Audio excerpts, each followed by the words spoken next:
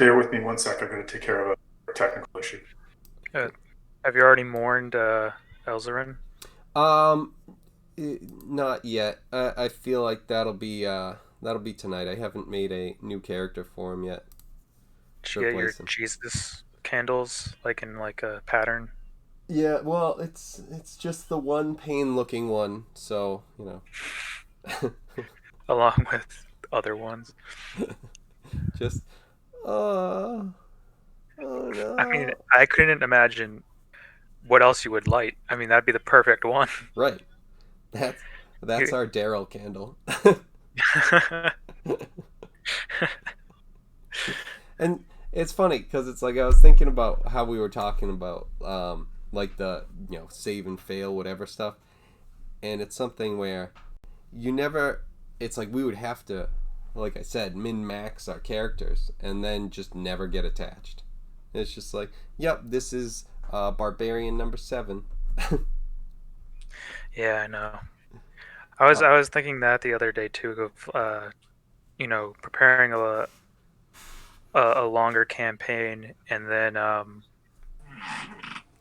having having it still be a very challenging world, like not holding back, but the way that that means something more is if you guys actually built a character where you're like, oh, I've already spent so much time and I've had downtime with it, and I've trained them to do this, and these items and whatnot. And then your character also is in the middle of like a whole backstory just to have it like be that much more meaningful, And like then it's just Well, gone. how I to grab I it. mean, I'm not gonna lie. Very tempted to create yet another Eldritch Knight in your game, just because like I liked what Farouk had been for so long, and then I was like, I think that that's kind of cheap. If like this character who went out with kind of like a badass like I bow to no one kind of scenario, just like Farouk 2.0 shows up kind of thing. So Yeah. but I wanted to keep like a frontline fighter in the group, so I went. That's so It's Baruch Farouk, showed but I up. rolled better. Give or take, give or take. But Just Eldritch keep Knight throwing is in just like a 10 weak ridiculous class. ones. so I was actually looking at I've been looking at how to like best optimize Hal, and I'm the next two levels for Hal are gonna put him at a level that's gonna make Kevin pull his hair out if everything works the way that I think it's gonna work. But that being said, Doubtful. TJ, I just want to say that up until yet, like the other day when I was looking at like available weapons, I totally thought that you had homebrewed the Shadow Dagger stuff with like the spirits involved with it. And then all of a sudden, like I was looking at like daggers and short swords, and that one popped up, and I went, "Oh God damn it! I gave him a lot of credit for that. I totally thought he came up with that on his own." What was it called? It was like a shadow blade +1 or something like that, but like the name of the spirits was exactly the name of the spirits that you said. What? Yeah. Well, then I'm just so in tune with the game Did because I Tom made that shit up. seriously watch like and just find the homebrew item that I made and then read it and go, holy shit, TJ stole this? And Hold it's on, But wait like, a minute. did you no, Wait. I find it on just took Beyond? the item It was and it made was it. yeah, it was on D&D Beyond. Yeah, Oh, no okay. shit. Kevin made it. Oh, you made it and put it on there. Yeah, so that I could just take it and put it on what's his name, Fizzat, and have So it affect okay. me. So I'll so take I that have I credit have the back. comb of all right. diplomacy, you fucking thief. Well, so first of all, I take that all back then, because I was like, when you were describing to Kevin everything that went with it, I'm like, that's really well thought out. Like, I mean, it might be a little OP, but whatever. Like, it's really cool. And then I was like, oh, like I was reading an article about like the difference between like a rogue carrying a short sword or a dagger, and how like the D8 versus like the D6 versus the D4, and like statistically it doesn't matter. And Yeah. and I was like, oh, and then all of a sudden it was like short sword of the shadows or shadow something, and I was like, oh, I wonder what that is. And I opened it up, and it named the two spirits that you were dealing with, and I was like, God damn it, TJ, you Yeah. found this. I named I those fuckers. I didn't know that. I didn't know Yeah, that. So I there's take that all back. Good job. Good job. Yeah, I was gonna say, like, I hope that doesn't take away from our hard work because I miss going into work for one reason, just having a giant whiteboard and then naming it stuff that I have at work, but have it be your characters and have a bunch of math underneath, so it looks like I got something, but it's just preparation for D&D. I It's like will say, slice case, and then I'm like, oh, that's Kevin's character, and then I go to the next one. I I, have an I will address. I will say that having like being at home as much as like I am now, thanks to the world and whatnot, I do have more time to like prep battle maps and stuff like that, which I didn't have before. And not running a pre-made campaign right now where like where you're like, oh, you can buy the whole package of like Curse of Strahd maps. I it's one of those things where I'm like, as much as I wish I had time to go this and do all this stuff, I'm pretty pumped that I have the ability to be like, let's find a swamp map that looks good. Let's use that. We're gonna do that next. All right.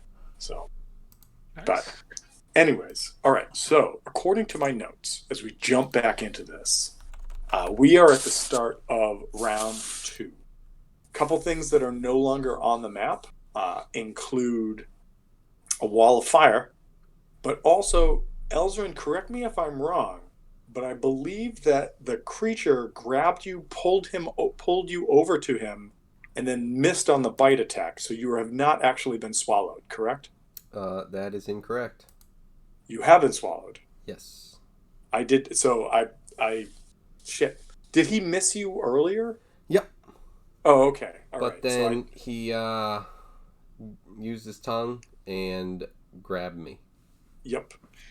The tongue is a nasty little ability that this creature has as well.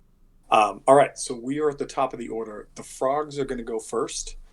The guy that is blue that's over here is a little confused by what's going to go on or what's going on. And he's going to kind of move away from the big guy a little bit.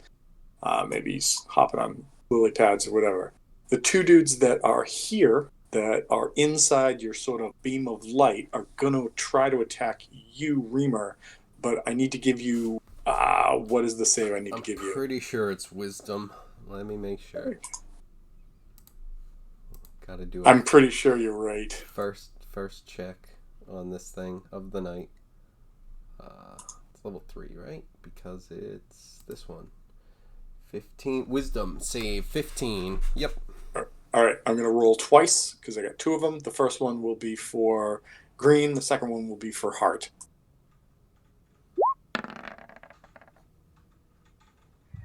That's a fail. And what do we get? And the second one is a save. They have no plus to it. So green definitely failed and heart definitely saved. 16 for green and 8 for heart. Oh, green does not appreciate that. I mean, heart doesn't either, but let's do this. So, green. And then heart, you said it was 8. Yeah, because it was half. Mm-hmm. Okay.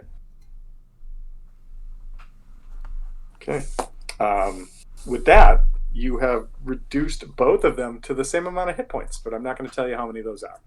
All right, so they are both going to lash out at you. I just want to make sure I have this right. Yeah, they don't have... It's not great. Good luck. It's not great, but we're going to see what happens. They do have advantage because they are on either side of them. So let's do this. Right, did I screw that up? Or is it... Right? Nope, that's right. It's terrible, but okay, let's do it. Green is going first. Rolling twice. I don't think a 13 is going to get you. It does not. And in fact, I saw somewhere there was a thing from last week that said your AC is kind of like a 25. The only way they can hit me is if they crit. Yeah. All right. So we're gonna we're hoping for a 20. So it was right there. No, wrong side. All right. So yeah. So neither of them get you. They are going to try to keep you engaged where they are. And then the last frog is going to hop down to Baller and is going to try to bite Baller. God damn it, there it is! Baller, I'm going to assume, well, it's a 20, so it hits, but a 23 definitely hits you. Yes. Okay. I just want to make sure.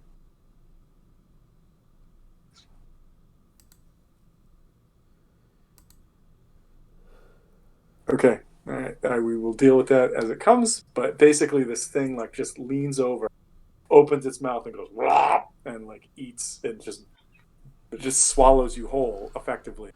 You are considered grappled, and you are also blinded and restrained. So if you want to look up those, It's you good will that know. But disadvantage can only happen once. Even if I were to do something to give me advantage, I would still have disadvantage. all right, I just want to make sure I'm doing this right. So it's and what is my plus to this? Oh, a whopping.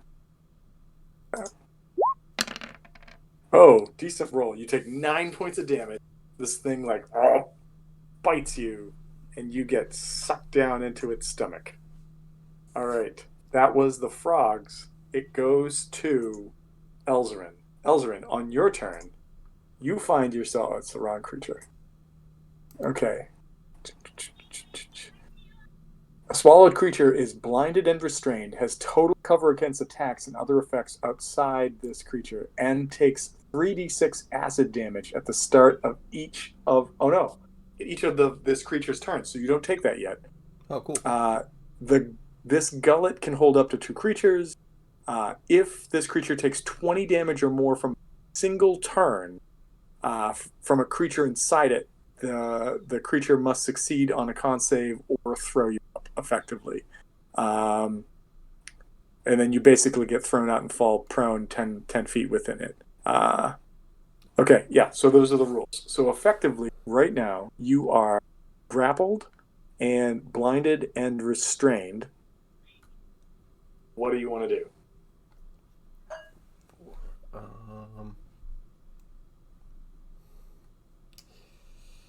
That'll be 3, 4, 5, 20. That's 5, 15. I'm rolling 5. I'd have to get 3. Shit. Where is that? Is 6? 14 for 6 of them? I don't know what's happening. What are you doing? Math. Math. What are you doing? Math. Because I think I might have to go with a magic missile.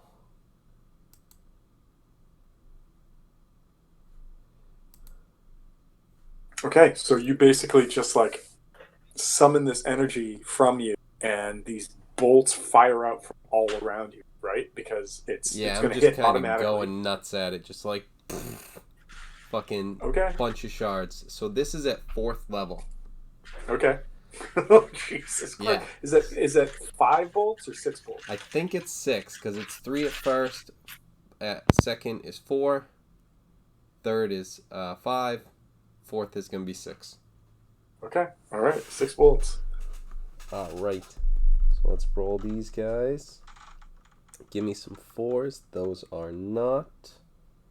That's a 3. That's a 4. All right. 7. 10 so far. I've got 2 more. Blue and green. Come on, ones. Come on, one. Oh, shit. No, I'm gonna die. That's only 19. Oh my god. Alright, guys. Say goodbye to Elzarin. And that's my turn.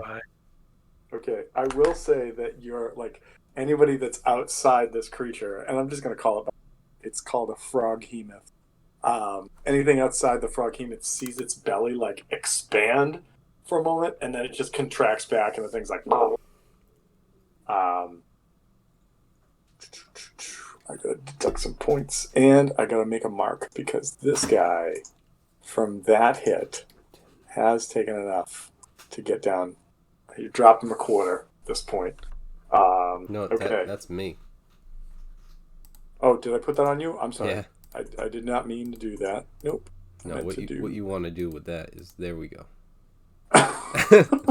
You did that, not me. No, I know. Okay. I'm just being accurate. Okay. So, that was Elzarin, and it goes to Seraph, who should have gone before. I don't know why I just did that. But whatever. All right. I think we had to correct it from last week, but now, okay, you dragged it, and then we'll just I switch it back. dragged All it right, up. cool. Okay, yeah. So Sarah, you are up. You see in front of you, you see a frog that just ate Baller. You see two frogs that appear to be getting just lambasted by this spell of awesomeness. There is a huge tentacled frog here that has eaten Elzarin, and then there's another frog over here that's sort of just like blah blah blah, not doing anything. Okay. I fly up to this point. Oh, that's right, because you got your wings. Got my wings out right now. I'm counting it this time, how long it lasts. So that's one down. I am going to cast Ray of Frost on this thing. Okay. And Is it a to hit? It's a to hit, correct? to hit.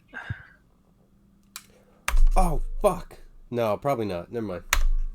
And what the hell's the plus? Ray of Frost plus 6.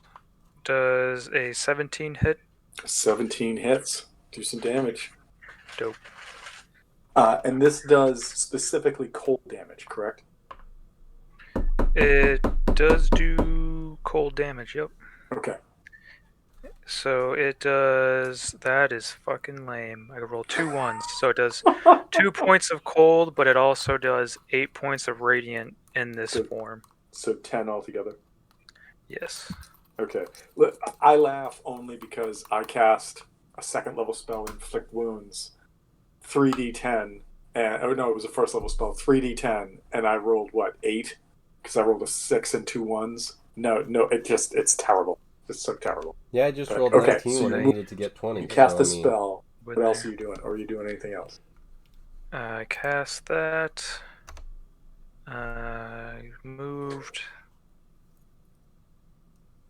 And I don't think there's any bonus action that I want to take here, so yeah. Just kind of floating here. Okay, That's it. Cool. All right. All right. We did Elzarin because we had that a little confused, and it goes to Baller because I believe Baller had the better dex between Reamer and Baller. So Baller, you are Sure. in the belly of this creature. You can.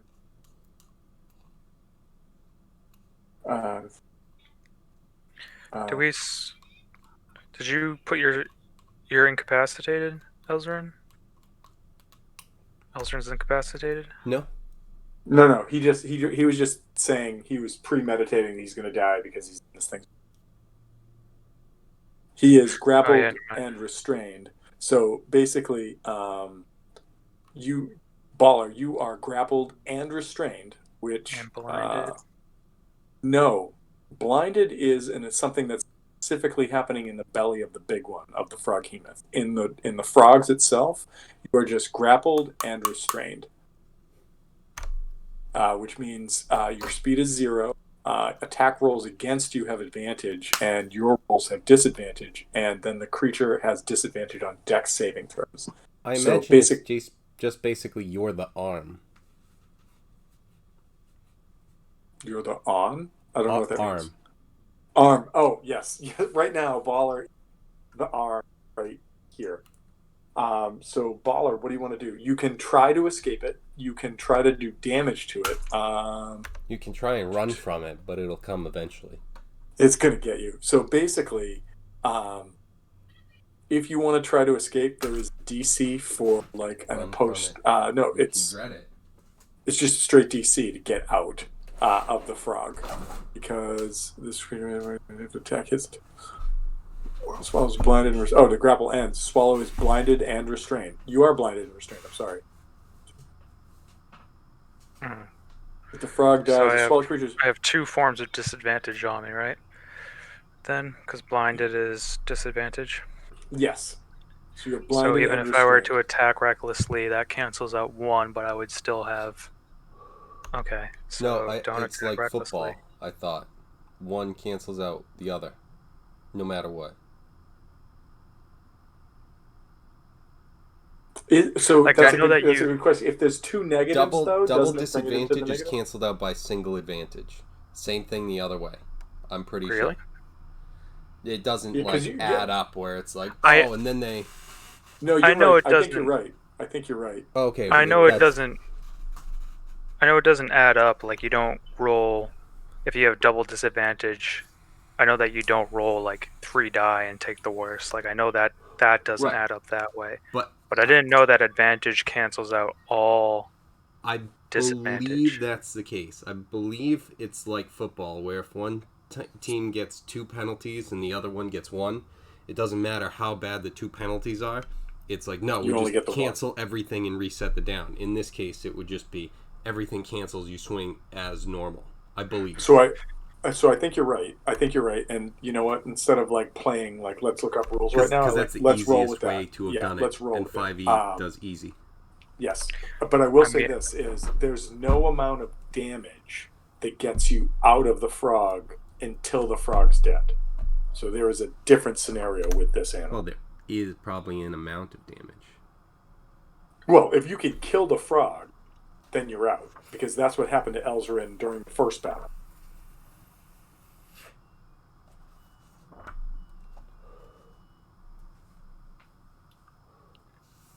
Was that? Probably. I'm just saying that it's like where the Froghemoth is. If you do 20 points of damage on your turn, you like it throws you up. The frogs don't have that. The frogs are so like if you did 20 points of damage and it didn't kill the frog, you're still stuck in the frog. Is what I'm saying. okay. Gotcha. That is. I wonder. I'm just trying to look up because, like, if I'm already restrained, like, there's no point to the double disadvantage. Like, what a strange thing to do. So, I'm just going to rage. That's the first move. Got to rage. Bonus action. All right. Mark that off, and then I'm going to attack recklessly. So apparently that just cancels out the disadvantage. Yeah, it's. I mean, it's weird, but I think that you found a great scenario using this attack to your advantage, a reckless advantage, if you will. I mean, yeah, there's already attack rolls that have advantage against me, so. Well, what would you? Well, what is granting you advantage in this scenario? Sorry? So like I'm just saying that like in this scenario you've been swallowed. Uh-huh. You're going to do a reckless attack, which is an attack that has disadvantage, correct? No, it would give me advantage. All attacks. And then you get advantage. I'm sorry. I thought you were Right. saying that you're rolling this with disadvantage, and that's why I was like, I don't understand what advantage. So yeah, so Well, it's just a straight roll. It's just a straight. yeah, roll. I'm saying that like all the attack rolls against me because I'm restrained already have advantage. So unless I get out of here, this doesn't change anything really. So, So you already have. He already has advantage, and you already have disadvantage. So doing it twice doesn't change anything, but it cancels the stuff out for you. Nice. yeah, pretty much. Okay. Yeah. Yeah, Gotcha. That's why I thought yeah. it was weird that it specified 2 forms of disadvantage because I was trying to figure out why. And then, like, yeah, I saw that same ruling and I'm like, that's bizarre. But Well, it says, the blinded means that like if you had to be able to see your opponent to swing at them, like if you were going to cast a spell that said like sight or something like that, that's where the blinded comes in. But if you're just swinging recklessly, which is literally what the attack is that you're doing, blinded doesn't really have an effect on you. yeah, he's all around. He's anywhere I literally hit all around inside you. of the frog, pretty much. It's just a matter if I can move or not. So let's see. I got a 12 on the die. That is a +9, so that is It's a hit. fucking 21. 21 to hit is a hit. Alright.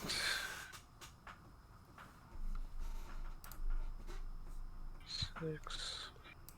That's 14 points of slashing. And I was going to say, it sounds like there'll be an and. oh wait, hold on, sorry. 16 points because of rage. Yep. And then How difficult is it to remember that? Like all I the say time. that literally. Like I forget that when I was playing Baru. I forgot it all the time. Yeah, that one goes under my radar all the time. Same with fucking my other character, the hex thing. And then why isn't this coming up? I know I have a divine thing that deals radiant damage. Do you have to expend a spell slot to do that? I'm not a spellcaster, I'm a barbarian, my friend. I'm sorry. I'm thinking about. I apologize. I was thinking about the centaur. My bad. Yeah. My bad. Divine Fury, there we go. Okay. It's just 'Cause you're a my zealot, first yeah. attack. Yeah, my first attack when I rage. Roll a d6. Plus 4. That is 6 points of radiant damage. All right. So the total is 22. Yes. Because you Yes. said 16 slashing, then another Yep. 6, so 22 total.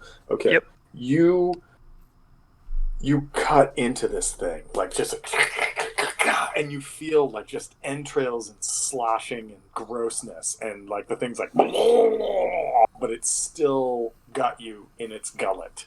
And if nobody helps you out, you, sir, are going to take some serious acid damage on your turn. Is there anything else you're going to do? Oh, wait, that's right. It's still your turn. Oh, yes.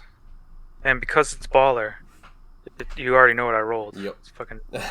once you said because it's baller, I went, cool. Let me guess.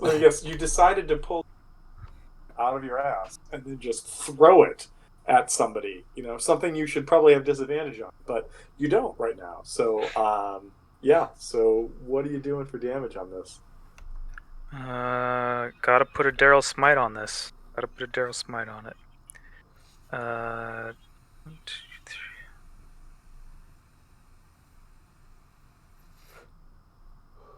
Plus 8 is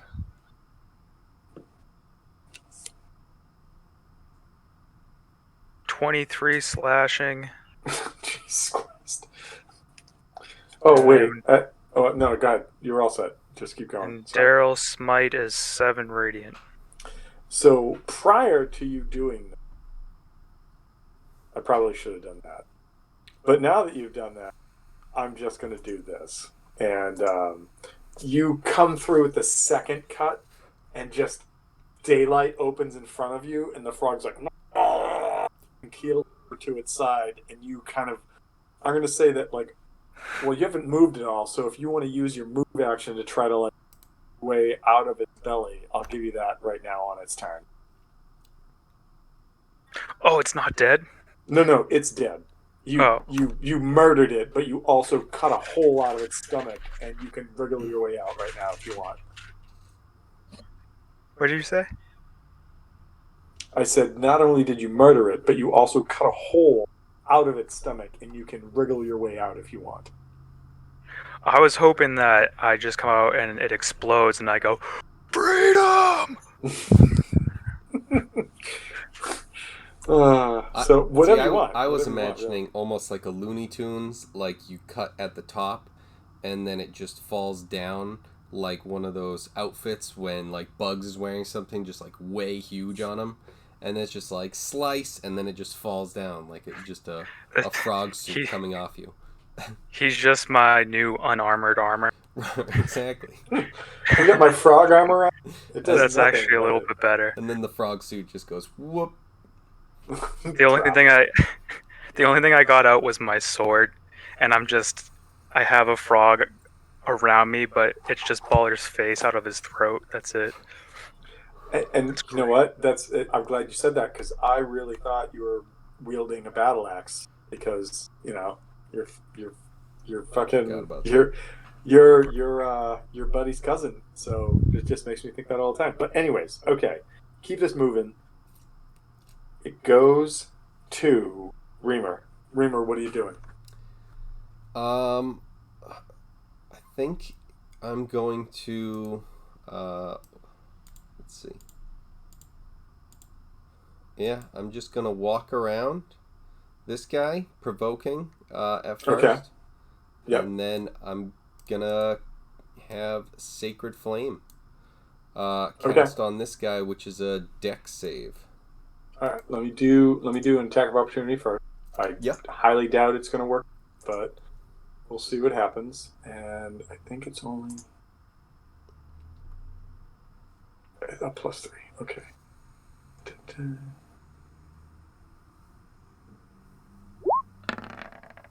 Nope. So you are good. Is it? Well, I'm going to give it advantage because of where you were. Doesn't matter. Okay. Oh my god, it's so close. But it doesn't matter. So, yep. So, good. What are you doing? Sacred Flame. So, roll to hit or save. Save. Right? No, I'm on the wrong one. There it is. Dexterity saving throw. Dex save. Okay, let's come back here. I know what I got. This. Do this. How does a 15 work? Oh, it's on the number. Yes, made it.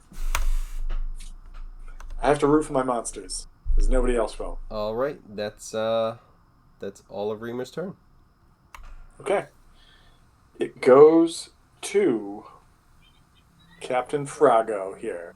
So, first thing we're going to do on my turn is we're going to deal with the fact that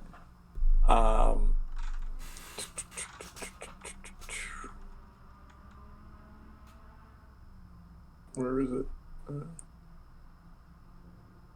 Your Elzrin is going to take 6 acid damage. So that's the first thing that we need to do. How much? 3d6. Yes. No pluses. Jesus. So you take fucking 15 Christ. points of acid damage. Okay, so Jesus yeah, I'm Christ. definitely dead next turn. Jesus You would Christ. have to fucking minimize just all 3s. Because I was at 20 and I'm like, there's a chance that he doesn't roll great and I'm still like in good shape. No, there is also a fucking chance that he almost just kills you there. So, cool. And then so I've got 5, 10, yeah, 5, 10, 20. All right, and so the frog is next. The froghemoth next going to lash out with 2 tentacles. First one. First, he's making a wisdom save. You are absolutely right. Hang on, I gotta figure out what that is. It is nothing. He does not have an ability mod. So let me get that shit off of there. Take another 14. That works. So that's 17 points of, I believe, radiant. Make sure. Am I on the right guy? I'm not even on the right fucking guy. I'm not even on the right guy. Like, goddamn, I'm scrolling up and down, and yeah, it's radiant. Okay. All right. Yep. So radiant damage. Radiant damage does like go through, as did the ice. There was no sort of resistance to it, but there was no additional effects either. Just to be clear about that. So, first thing he's going to do is lash out, or maybe it's a she. Who knows? The first thing Froghemoth is going to do is lash out at. The 28 hit you? 10? I believe it does. Yeah, it does. All right, I just gotta look. Oh no,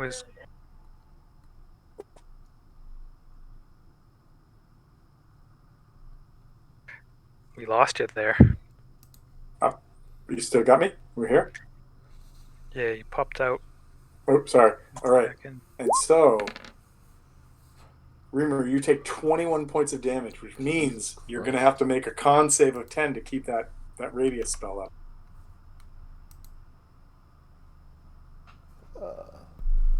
Boom green. Where are you? Give me a good one. Okay, cool. Good. Yep. All right, con keeps it still up, but you take, what did you take? 21 points of damage. All right, next attack. Shit, hold on. I don't know if I can use my reaction for this. What's your reaction? I don't know if I'm within range, because I know that I'm flying up. Well, how tall is... You had said you were 30, right?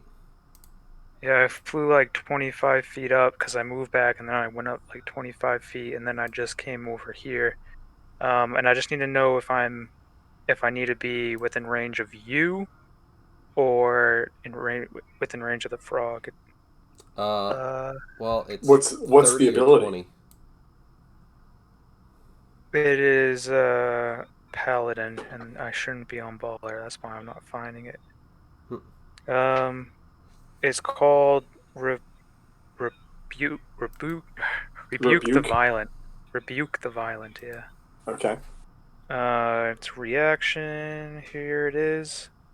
Immediately after an attack or within 30 feet. Okay, so I didn't know if I Attacker. needed to be. So the frog. Yeah, and I'm within 30 feet. You'd say, Yeah. right?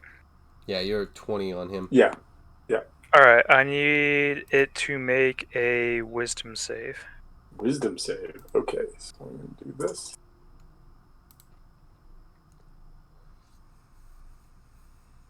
And Reamer, just so you know, you are now grappled by one of these tentacles. Does not make the wisdom save. Okay. What did it get? 4. Okay. So I was yeah, like, I really doubt that I made that. So and it did. Let's check right here. It did Surrounded 21 by- points of damage to yes. Reamer. It gets 21 points of radiant damage to itself.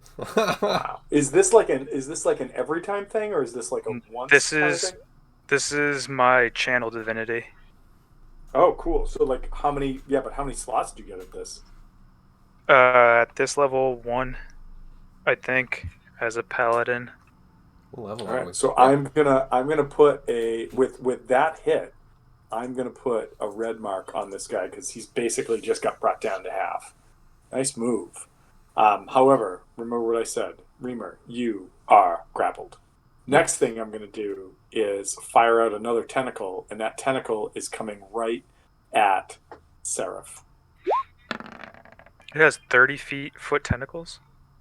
It has. Hold on. If I have that wrong, I have to try to do something else. I gotta go back to this. No, it is a 20-foot reach, so it does not reach you. It would. It would Wait, get. it would that's 20. reach because of the distance. Yeah, it would reach, right? Yeah, it's only 20. I thought I was. How tall is it? I thought I was It's 5 feet up. huge. No, it's huge. So it's 20 by 20 or something. Well, it's basically like 15 by 15 or DM's choice, basically. But if you're 30 feet up, right? Mm-hmm. So where its arm would be, even if that's at 10, you only being 20 feet away, and if it's reasonably saying that its tentacle is at 10, it would be 20 is the longest direction in both ways, and without going into the whatever a squared b squared c squared stuff, making it simple, unfortunately 20 is the furthest, so it would reach. Yes. So that is a 30 to hit you, Seraph.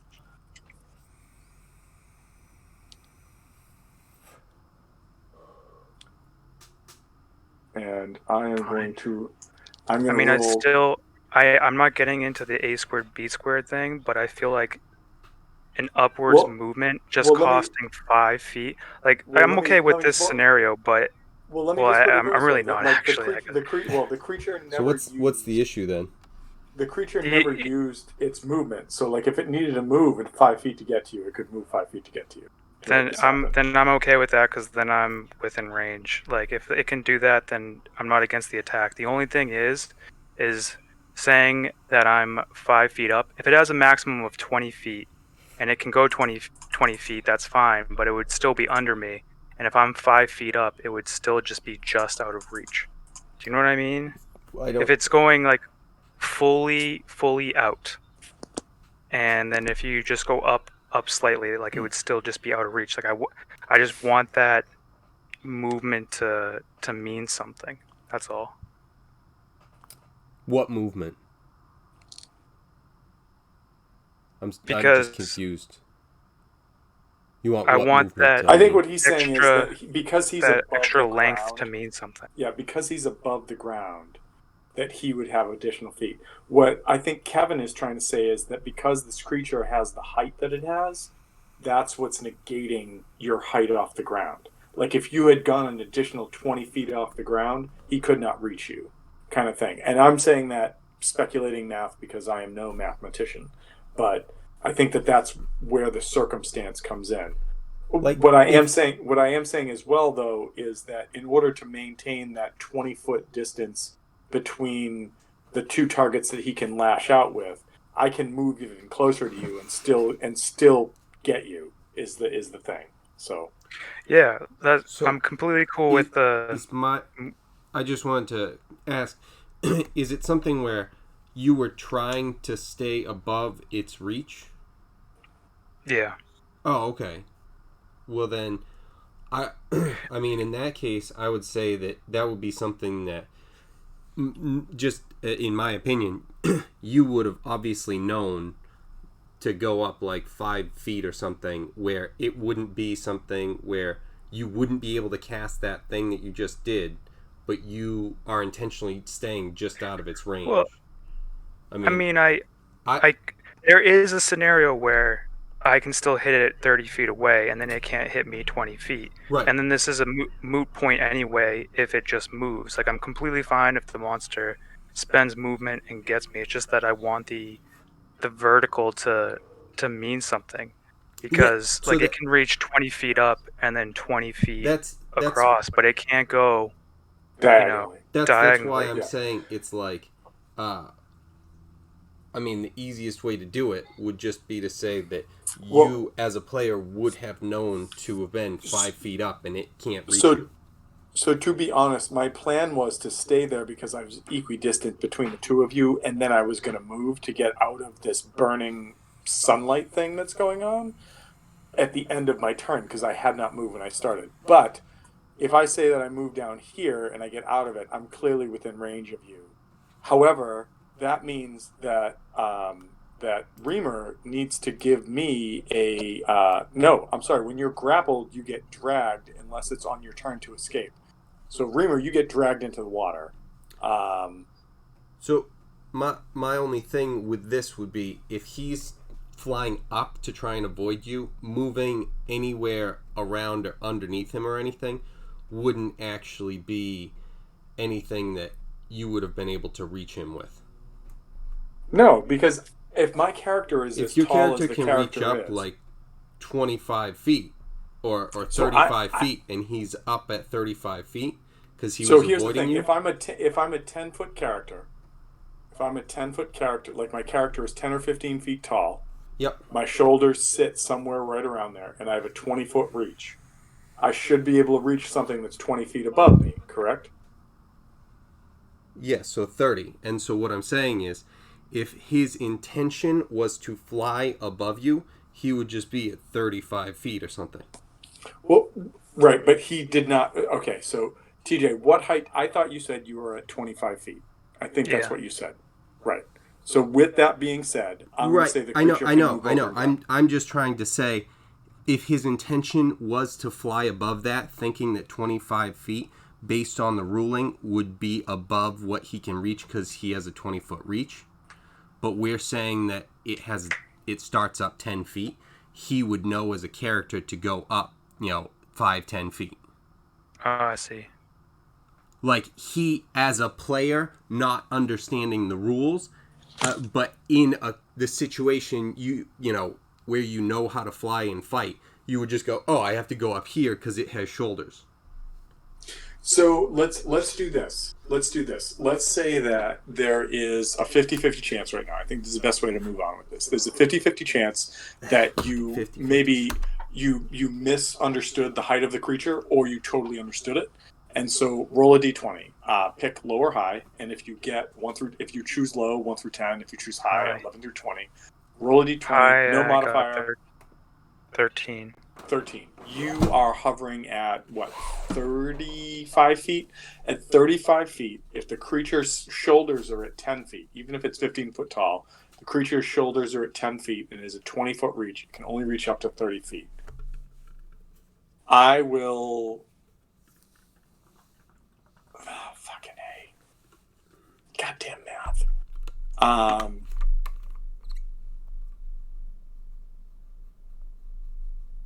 I'm going to make him make an athletics roll to try to jump and grab at you, because you two are the only creatures that can try to grab, and it's already got Reamer grappled. Reamer, however, 5, 10, 15, 20, you have been pulled into either this square or this square. Your choice. Because the creature has only done a half move. I'm going to give it an athletics check, but an athletics check with disadvantage because it's dragging something in the water right now.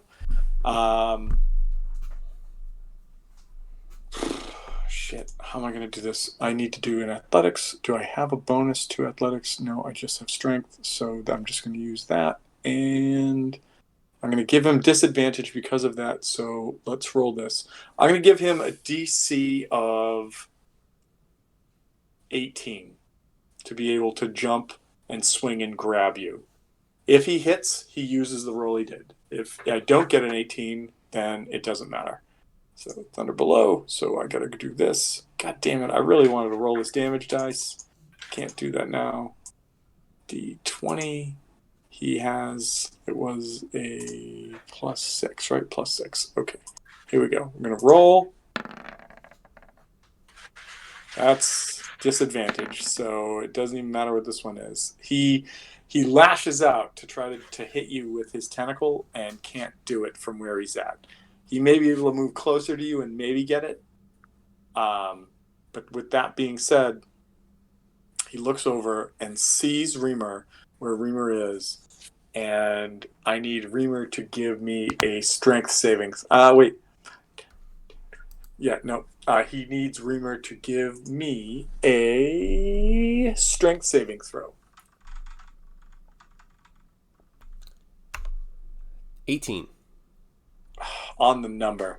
This tongue reaches out of his mouth, like you just saw happen to Elzarin.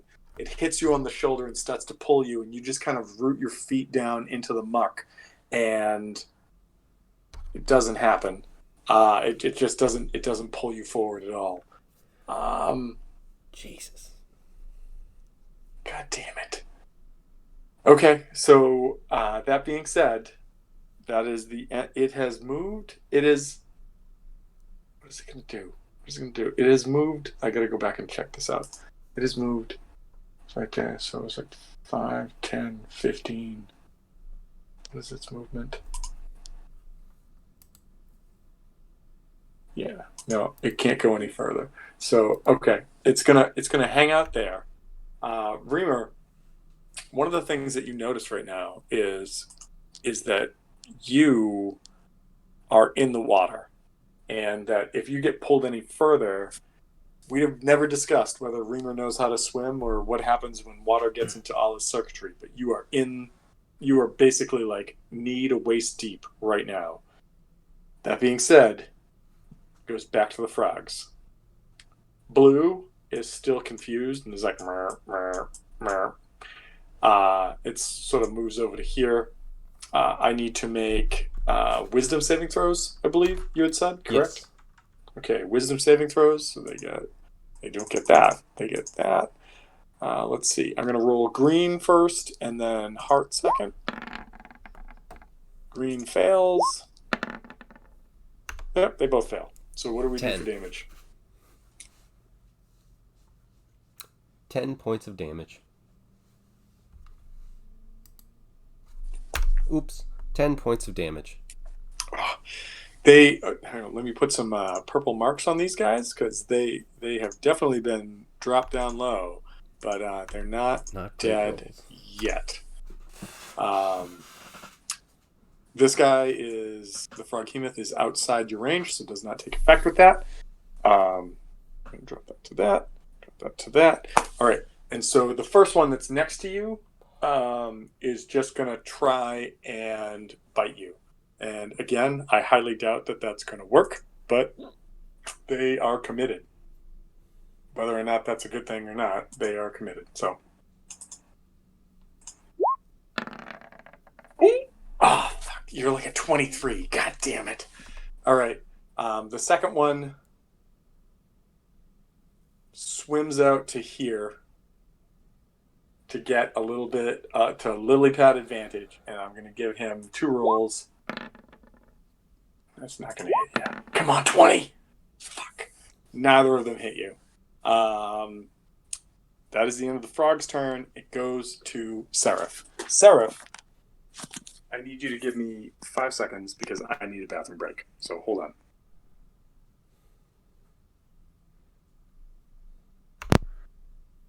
I still see the fucking iDubbbz thing on Discord. It's spectacular. Oh, yay. Yeah, it's great. And gay. No, oh, okay. Congratulations, Falcor. You have What a strange time quite to an announce audience. it, but you know.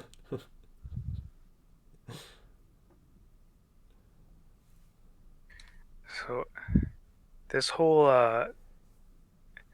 like vertical diagonal thing, I think I understand it for simplicity, but it also bothers me when it comes to like it just feels like it needs to matter in some way, shape, or form. You know what I mean? Like when it comes, especially in terms of movement, like when I set up that map and Tom had 30 feet of movement off of what's it called? Like Misty Step. Misty Step, right? Mm-hmm. And there was something that was 30 feet away and 30 feet up, and then if everything's just 5 feet, then that works, like just barely works out. But the thing that it feels like is that it does.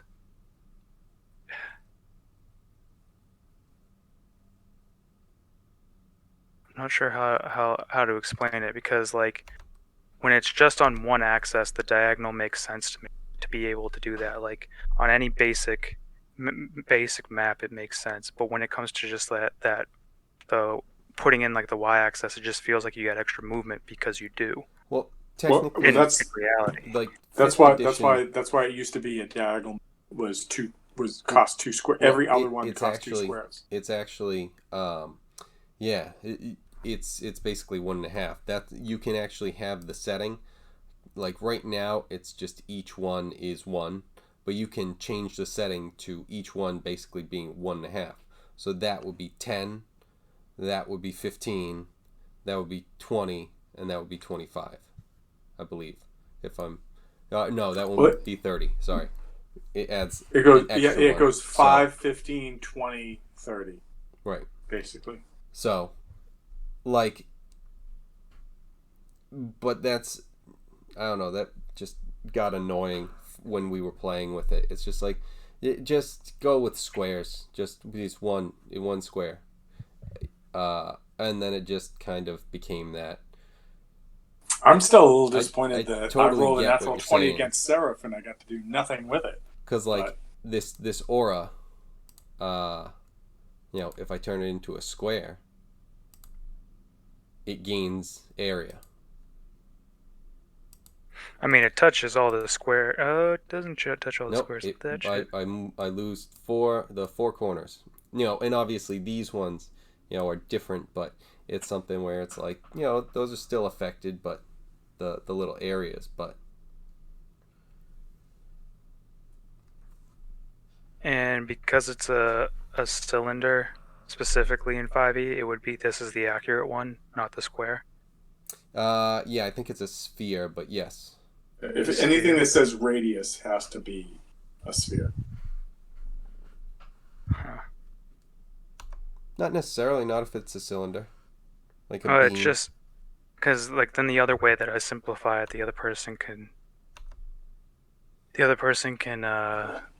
like they would lose it, like to go 5 feet up and then to go 5 feet over. Like if someone were to misty step, they could only go 15 feet diagonally.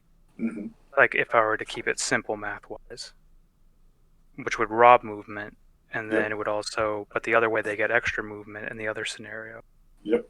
So that's, I mean, that's the sort of the give and take that comes with this. So if we're going to keep it simple, then you took a critical hit last round. If we want to go where everything is not simplified, then from now on, diagonal movements are going to cost double. So I mean, that's. Are you that's talking what about on the x-axis? To me, that doesn't make sense. But that's what I'm saying is if you're going to go x and y axis, then you wind up like you have to have like the limitation that goes with it.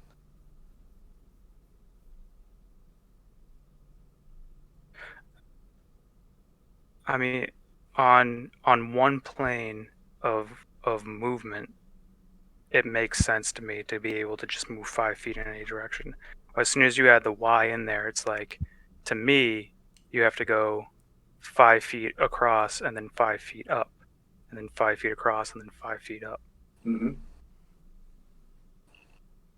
Does that make sense? Like, No, that's how I would like so here's the thing: is if we were playing 3.5 and you were like, I go up 25 feet, we would have to figure that out to make sure that you could actually do that. Like we would have to figure out that in your spatial movement, you could go up that space. Straight up say I don't want to fucking do that.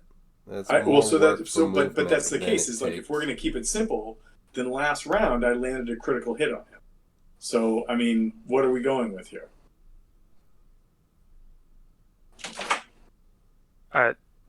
And the simplified thing that I'm pitching, you still wouldn't be able to hit because you would only be able to go up 10 feet diagonally.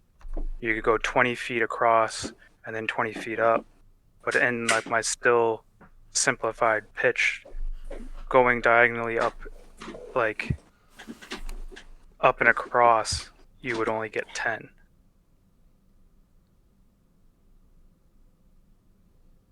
So like that still wouldn't hit. And then if we were going to make it complicated, it wouldn't hit. I mean, I guess what I'm thinking in that scenario is why wouldn't it be 15?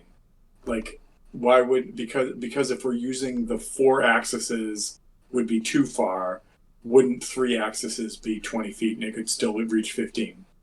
Where are you getting a third axis? I believe that would be the case. If you're thinking like think of just you know what, I'm going to use the board right now and do it. So where's snap to center? Okay, so 20 feet, right? 4 boxes, and 20 feet. I'm not doing it, but like 20 feet would be 4 boxes out, right?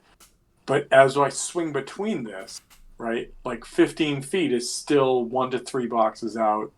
15 feet is 3 boxes out right here. So what I'm saying is that like I could still reach out 15 feet. And if my height is 10 feet at the shoulder, I'd still reach 25 feet, which was the height that you said that you were at, so I would get the hit. Yeah, after it moved. You did that roll to see whether or not he understood the thing. Well, no. I did that roll because we said he was outside my range, and I gave him the chance to maybe do an athletics check to like leap off a lily pad and reach out. That's why I did that, because otherwise it was a hit. No, you made just a 50-50 to see if he understood whether or not the creature's height and stuff like that. Okay, so what I did was I anticipated that based upon the fact that we had said that that he had moved outside of my range based upon like what he had said with character knowledge, I gave my creature but that character the knowledge you made to him roll for. Remember? No, I didn't make him roll for it. Don't say no. I didn't make him roll for it. You made him roll for it, and he said he got a 13. Because it was a 50-50. You had him roll a d20 to see whether or not he understood the creature. No, you're right. I'm sorry. You were absolutely right. I was focused on what the right, the and then you changed the right. thing based on that with what the creature did, and it's something. Fair enough. where it's like, yeah. So it was something where in this scenario he's arguing for, like, if he is up 30 feet, I think, like based on your thing trying to reach in a diagonal, I think you would be correct if we're doing this with the going up. You would get, I think 5, but you would have to use. Shit, I don't even fucking know. Oh my If god, it was I don't want to yeah, do no, no, this so- fucking so if- thing at yeah, all. if I don't want to basically- figure out the 1.5, fucking 2. Actually, it's 20. Fucking, oh my god. Just go 5'10", 5'10". Oh, math. Okay, so here it is. For right now, all of those attacks missed. And when we get back to That's whatever's 5, going on 15, with our flying friend, tw- we will all have a mild heart attack at that point. But for the time being, the frogs went, and it's Seraph's turn. Seraph, you are outside the range of the whipping tentacles of the Froghemoth. What are you doing on your turn? And if it's 5'10", 5'10", then he would be able to go 15. It wouldn't be 10 that he would be able to reach. No, that's why I wasn't talking about either of that. I was saying I was pitching something new to keep it simple, but to also be able to have that movement mean something. Because like Tom was saying before, like right here, I'm 3 squares away, and he'd be able to reach now. Yeah, for sure, because he already moved. He wasn't able to before. But if I'm let's see.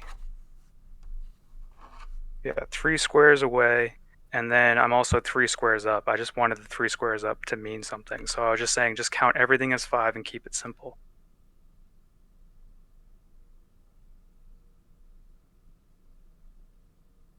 You are 30 feet up in the air. What are you doing on your turn?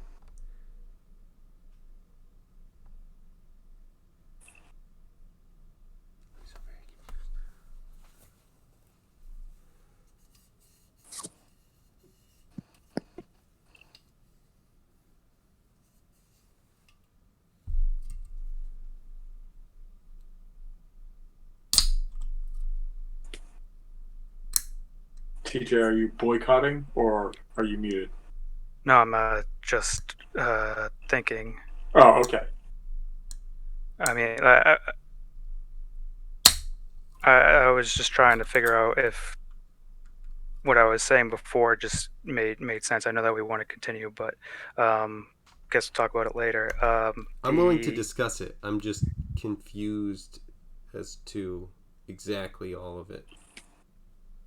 And I think what I think we TJ need to is go saying through it. makes sense. I think we just need to apply like a 3D aspect to everything in order to do that. And like if you're playing on a mat, you can do that way better when you put like lift elevation beneath a character piece. But when we see a 2D map like this, it becomes almost like quasi science trying to stare at it because. It happened to me as a DM, and I was irritated, and I just said fine and let it happen and let it go. And then I'm like, okay, in this scenario it came up again, and for some reason it just feels like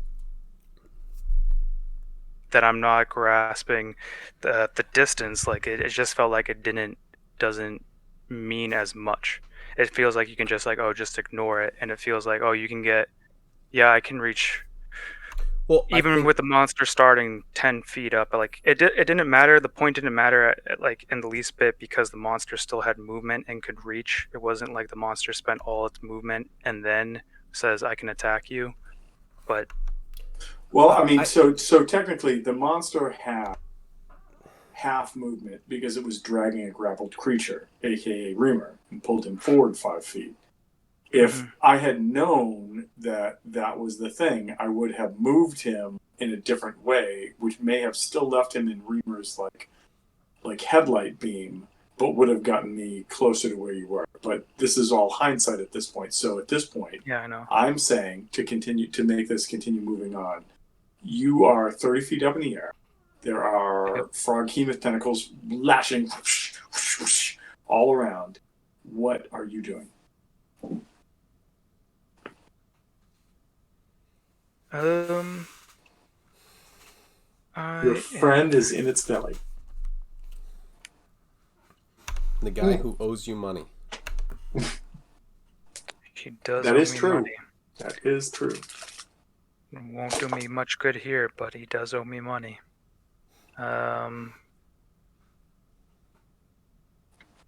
Guess I will try and cast.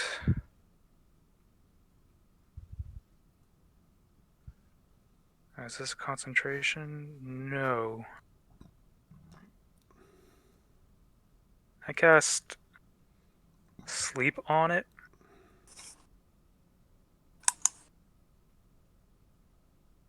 Okay. I have to give you a saving throw, I would assume, right? No, he's rolling a Spell bunch sends of creatures. D6. Roll 5d8. 8. Total is how many hit points the creature. Oh, that's right. Okay, yeah. So roll 5d8. Tell me what you get. Now that I read it, I mean, I have no idea how fucking much. This might just be. Well, 5d8's 40, and this thing's a fucking monster. Yeah, it seems like this might just be a throwaway. Well, I mean, like if I cast it at level 2. So wait. So did you cast the spell, or you haven't cast it? No, this is what I've been struggling with, trying to figure out if that would be beneficial to, you know, try to have everyone escape if it's knocked out. But I don't think it's gonna work. So then, fucking, let's go with Ray of Frost then. Stick All with right. that. And Ray of Frost. that is a 23. To hit? Yes, that's it. That is 10 points of cold Mm-hmm. and 8 radiant. All right, so 18 total? Yep. Okay. This thing has taken a beating, but still looks like it's up and ready for a fight.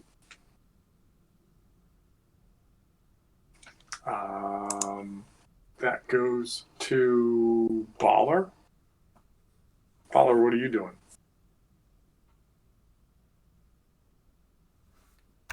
No, it doesn't. Oh yeah. It doesn't? You didn't rotate stuff. What happened? You didn't rotate anything, so after Seraph should be Elzarin. You've been following that thing, but you haven't been clicking to rotate it. Oh, damn it. Sorry. Alright, Seraph goes. It's Elzarin's turn. Sorry. Alright. Baller, move back 5 feet. Yes. Elzarin, on your turn, you find yourself In the same fucking place you just were. Yes. So I'm gonna go. Would I be able to throw a smite with a spell? Because I don't think Elzarin gets to throw smites out. Can you? So that's a great question. Can you throw a smite on a spell? You know what? Try it. See what happens. I'll tell you what happens. Because I cast Magic Missile at 3rd level. Mm-hmm. And so I'm casting 5 D4s. 5d4, and then you're potentially going to do this smite as well. Yes. So let's see. Come on. Oh, okay, those are good. That one's not. That one's not. Fuck. 10, 11. Ah, fuck. I need a 4 now. Green. Come on, green. Fuck yeah! So, that was 20 points of damage. Okay. If the smite happened? Without a smite. Okay. Are you still going to try to do the smite I as would well? love to try and throw the smite on there, too. Okay, try it out. Alright, that's another 3. Okay. So you do 23 points of damage, but before you do 23 points of damage, as you summon the mystical energies inside of you to push out this blast, all of a sudden, that green ring that you had seen before, the one that had like the sapphires and gems and diamonds that had fallen off, shows up in front of you and kind of swirls around as you start to cast your spell. And you see it sort of move towards you, and you feel its radiance push into you, and you have the ability to push out this additional D4, aka 3 points of damage, for a total of 23, you said? 24? 23. 23. All right. And as you do that, all of a sudden the frog is like, and I need you to roll a D8 and tell me what you get.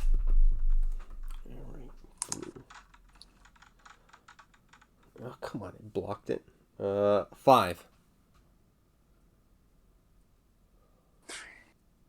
All right, and you, sir, where are you? Oh. Right in the middle. Yeah, no, well, so for my shit, it's, I gotta move for a sec. You get vomited right there. Could have been a lot worse. You could have been vomited, in the water and then treading water and whatnot. But yeah, you are thrown up outside of it. Awesome. Wait, do I have abilities? What do I do? So you took an action. I'm gonna say you can have a move action, but that's probably gonna provoke no matter what you do. Do you have a bonus action you want to try to do? Yeah, that's what I'm checking on. I think there is, but I don't know if I can use it. Actions, there it is. Nope. I think I might exchange sorcery points, but that's kind of internal shit, so... Right, yeah, that's it. Okay. Unfortunately. Cool. Those elves are in. Now it goes to Baller. Apologize for the confusion. No worries. Glad we caught it. I saw that 5-foot step Baller. What are you doing? Just enough to make it to that corner to attack this frog with Great Weapon Master attack, and I miss because I needed the extra plus. Second attack.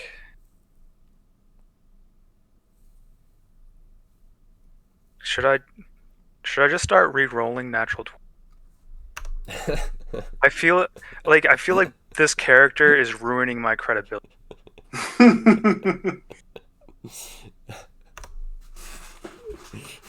So, a nat 20, as it were? Yeah. Okay. The second one is a nat 20. Okay.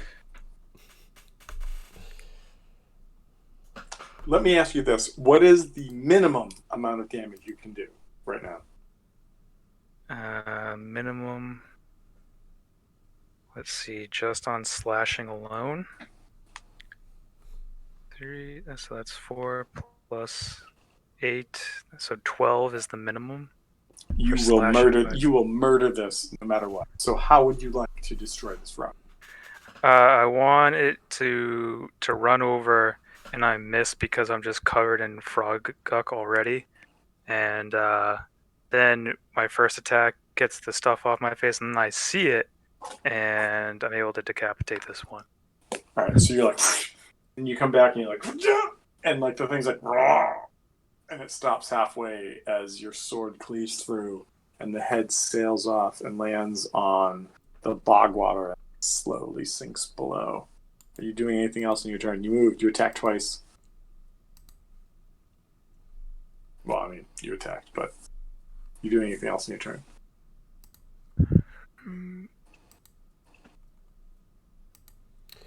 What are you doing? Nope. Let's see. Wait, I do have.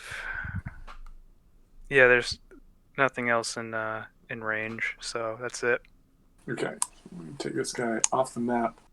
Reamer, it is your turn. You find yourself grappled, being pulled down into the water. What do you do? I am going to. Let's see. Grappled. I mean, I feel like I want to try and maybe jump out there and try and start swimming to the other side. But first, I'm gonna try and Sacred Flame this guy. Hold on. I just want to make sure I get this down. I don't know anything. Yep. So you are. Yep. No, you can totally do that. So yes. All right. So he's dexterity saving throw. Dex saving throw. What do I get for a bonus for that? Okay.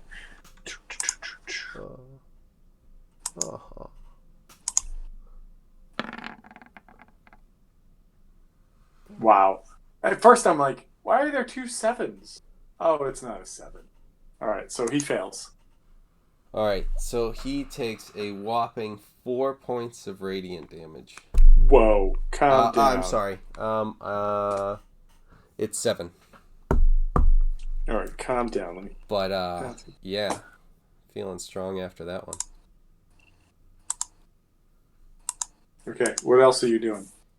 I think he's gonna try and jump and try and like use the tentacle to like pull himself more towards the creature, so that hoping that like the water doesn't. Yeah, I mean he's not afraid of drowning, but he doesn't want to sink into the water if he doesn't have to. So Okay.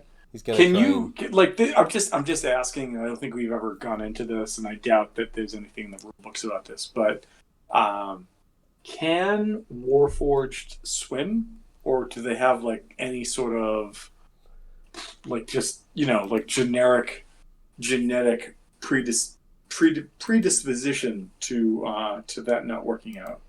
I don't know. I don't think that there's anything that I've seen. I will start looking into that, because it's something where I know they don't. I'm pretty sure they don't have to breathe, but I don't know. Right. Yeah, I don't have to eat, drink, or breathe. You don't need to sleep. Can't. So it doesn't say anything there. All right, give me an athletics check. DC 15 athletics check. Athletics. All right.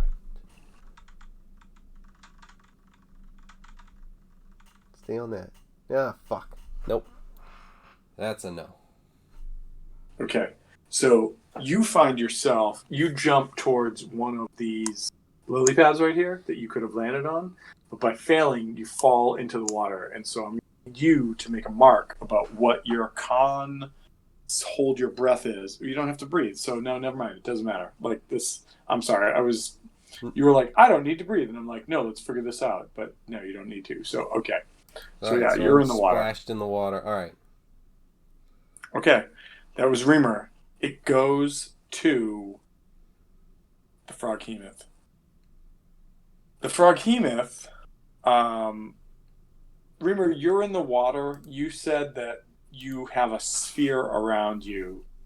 What do you think the chances are that sphere is, depending on how far you've sunk in the water as you go in, based on what we've been talking about, is still affecting the Froghemoth, or there's a chance that it's not, where he is on the surface and outside of it? Where it is a sphere, I mean, I think he would still be in it, where he's so close to the center there. It's something where, like, the dome that I'm thinking, unless, I think I would have to be... I'm just thinking, like, where he's 20 standing feet. on the ground over on the side, you're in the water, under the water, effectively. Yep. Like, there's a chance it's not affecting him, if I'm kind of grappled by him still, I'm within 20 feet from there. So it would be something where it's like, I think he'd have to sink, like, I don't even know if completely sinking all the way down would necessarily make it get there. with like the Okay. corner of No, his that makes sense. thing. No, I'll go. I like that. Like, I this. think I Go would with have that. to have sunk like 20 feet down. Do you have a swim speed, or do you only have athletics? I don't have a swim speed, so I don't know what that does. I don't know if that's just like half or whatever. Yeah. it So has- yeah, when you're in water, it's considered Like difficult. disadvantaged terrain or difficult terrain. So you can only move half movement. Yeah. So you are now in the water and kind of sinking, Mhm. but it doesn't. So okay, but you're not like sunk outside of range. Okay, cool. So it goes to Froghemoth. Froghemoth needs to give you a Wisdom saving throw, right? Yes. Okay, let's do this. What am I doing? Oh, bad. 7. All right. What do you got? Oh, even more Give me bad. some damage. Okay, so that one isn't the best, but that's 16. Okay. 16. Okay. It like again this radiant sort of searing energy comes up out of the water. It hurts this thing, and it's like, "Argh!" But it's not dead. It's not dead yet. Not dead yet. All right. You should stop It hitting it goes with to his the turn. anvil. Start hitting it with the wooden shovel.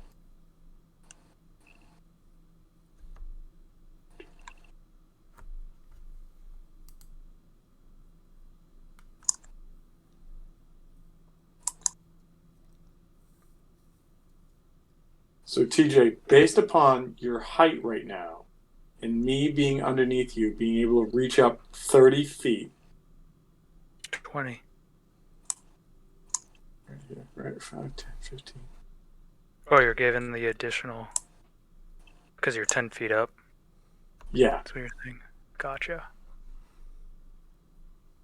I can't do it. Shit. Damn it. I assume that's why you're talking about having the... You were going up 25, right? Or was that not correct? Yeah, like if I was directly above it, I would still just be out of reach.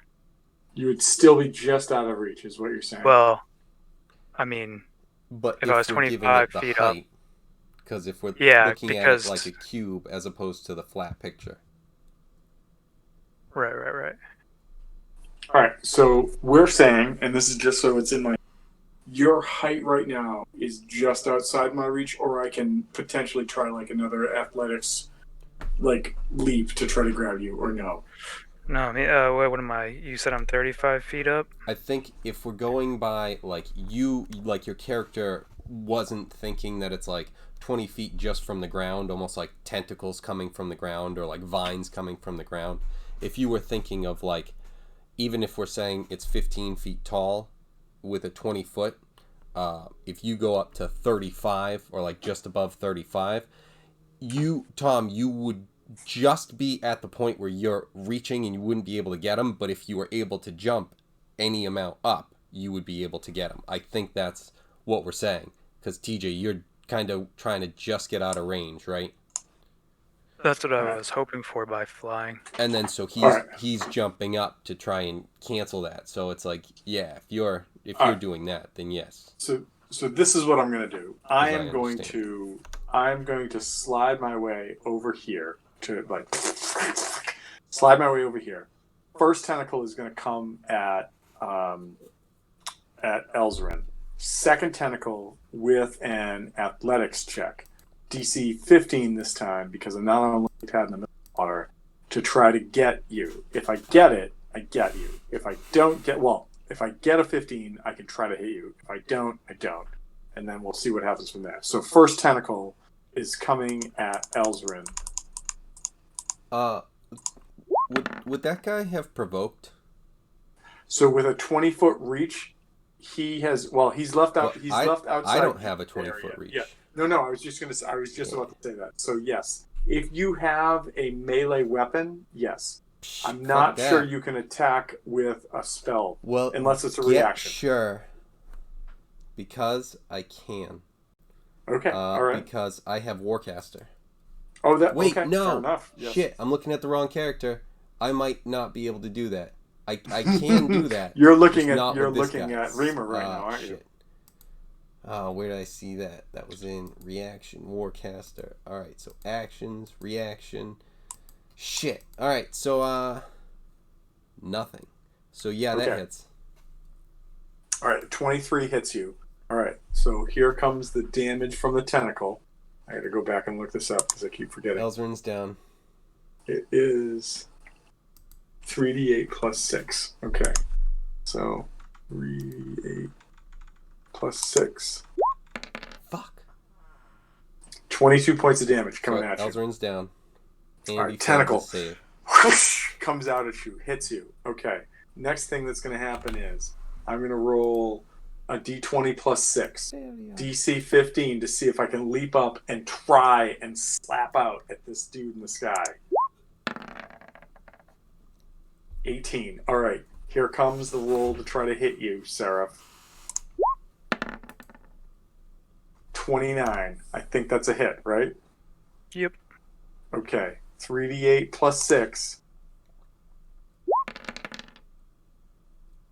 You take 22 points of damage as this tentacle reaches out and slaps into you. And then as he starts to fall back down, I need you to give me a strength saving. Right after my con. Oh, Interessante, yes. All right. Reamer is still protected by Armor of Faith. And then a strength saving throw. Strength saving throw. Oh, I thought the con was for your wings. I didn't think it was for Reamer. No, that still lasts. So sorry, strength. Save.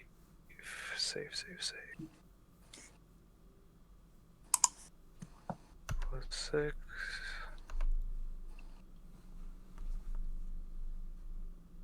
Uh, 18. On the fucking money. That's the second time that's happened. So this tongue whips out and slaps onto your shoulder, and it's about to rip you out of the sky next to this thing.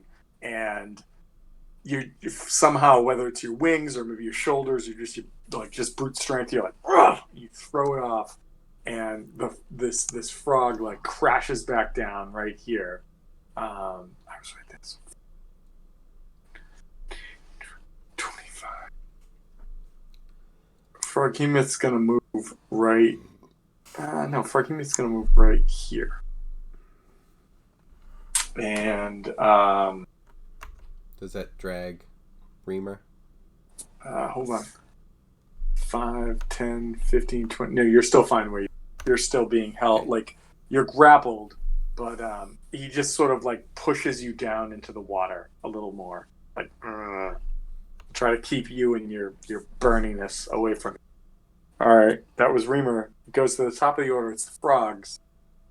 There's one frog that suddenly sees somebody that's open for lunch. I don't know if I can get to you. Hold on. Okay, maybe. 5, 10, 15. Okay. This frog moves over and is going to try to bite Baller.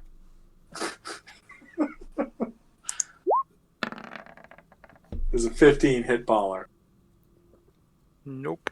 Shit. Alright, so nothing happens. This frog needs to roll a wisdom save, which is a d20 plus 1.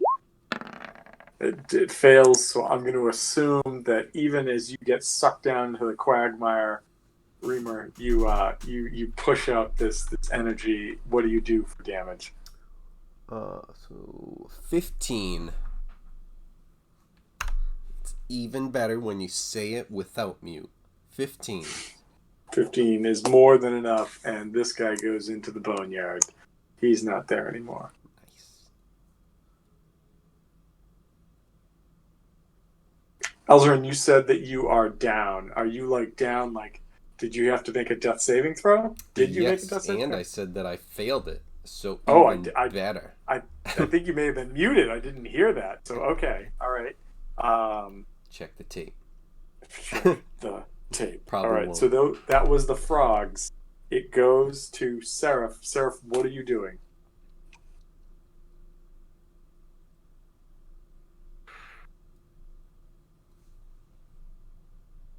and I'm grappled, right? Or I'm not.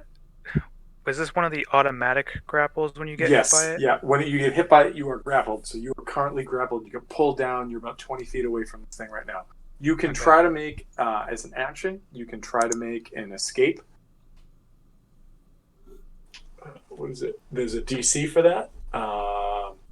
Or you can try to attack it. I mean, whatever you want. What do you want to do?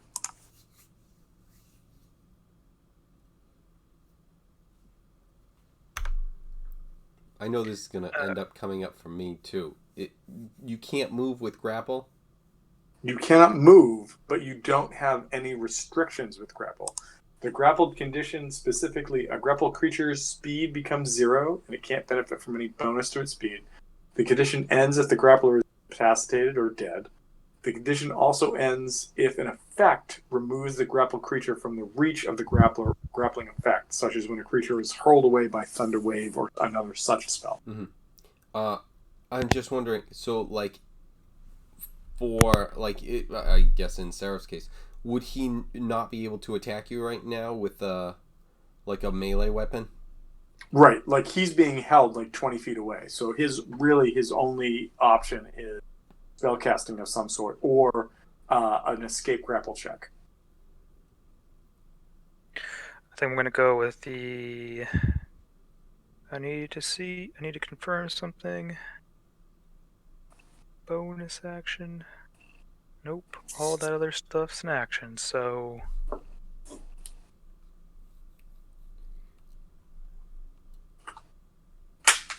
All right. Yep. Just gonna try to do an escape. Okay. It is a. I'm just going back to this. It is an escape DC. So, that sounds weird. An escape DC is just a strength check, correct?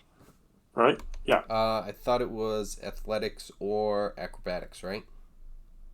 I'm sorry. You're right. That's right. Sorry, I was thinking other systems. Keep reading about other systems, Yeah, so no keep worries. getting screwed up. Yeah. No, athletics or acrobatics, depending on whichever is better. Whatever gives you the better benefit. Or Athletics worse is if you're a fucking weirdo. plus- Athletics is a plus I 8. don't want to make this happen. That is a plus 8, so 23. 23, and you all of a sudden can rest off this tentacle around you. You still have your wings out, so you're hovering there. That was your action. I think you're allowed to take a move action, but I'm gonna say that if you take a move action right now, it could prevent an attack of opportunity as you move outside the range of the tentacles.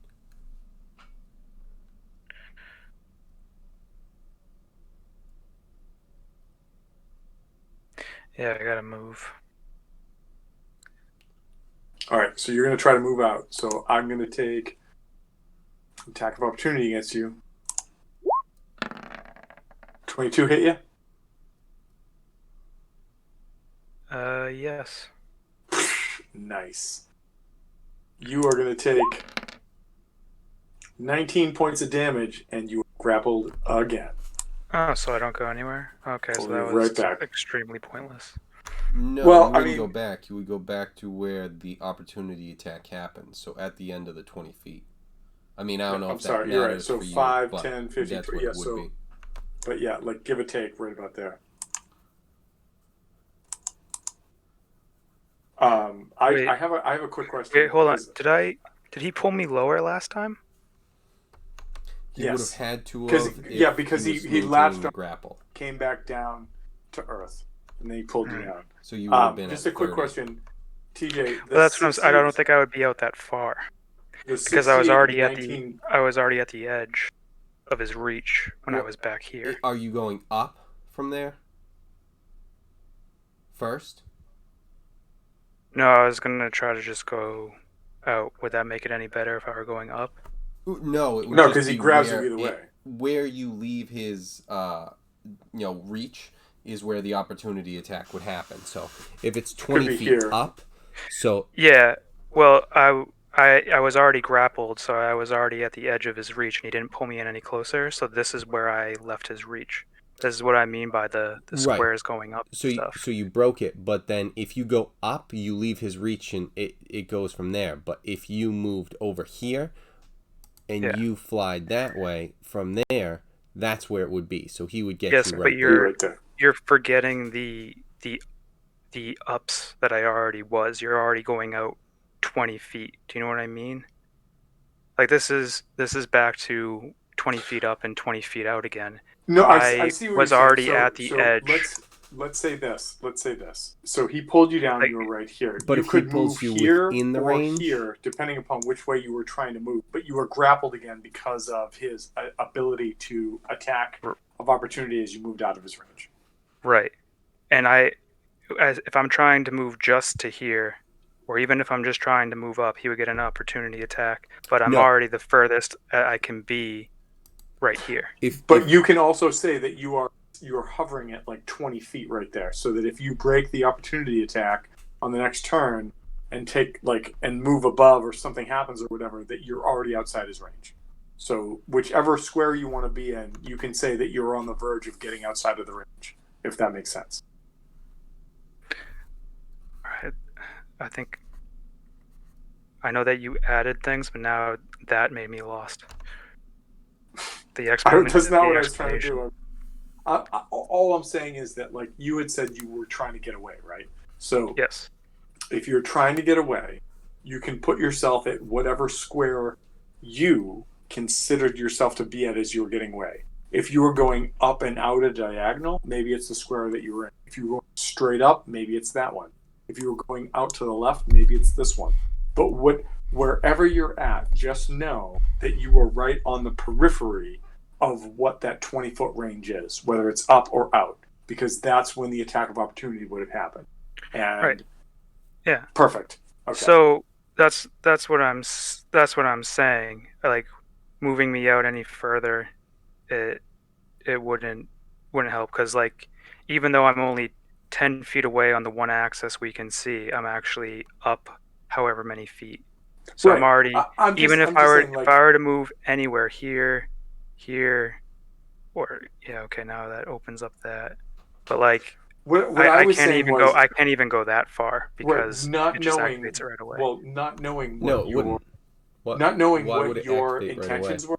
Like if you were trying to flee to aid your ally here, and you want to be that much closer, I'm just saying, figure out what that distance is, and that's where you can be, because that's what I'm giving you as wherever it could be, because you had that freedom of motion before an attack of opportunity happened.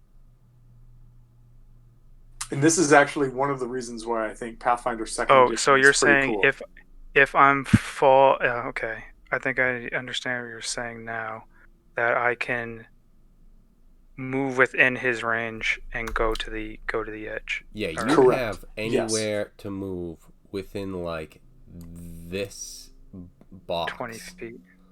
Basically anywhere here that would activate, that you wouldn't even activate it. Basically here to here and just everywhere to the bottom right. So there to there, you could activate it anywhere. And what I'm saying is, because you said that you were trying to flee, clearly you provoked the attack of opportunity, but put yourself on the outskirts of whatever that realm is that you want to be in. Right. I'm 10 feet down now, but yeah. Okay. All right. So whatever, I'm at the 10-foot vertical. All right. So one tentacle flew out and did damage. That was the end of him. One tentacle flew out, brought you down. No, that was a reaction. No. I'm saying I tried to do a bite. You took off on your turn. I did a reaction. That is the end of your turn currently, right? There's nothing else you're going to do?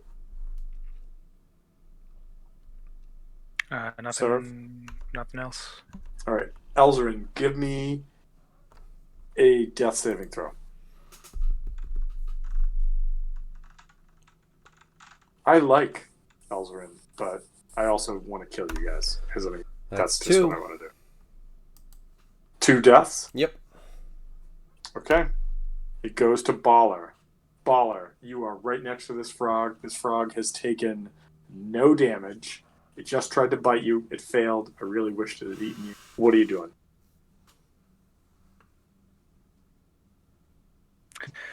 Gotta attack.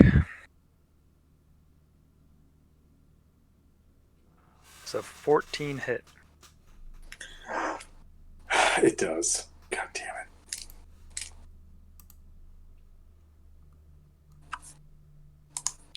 18 points of slashing.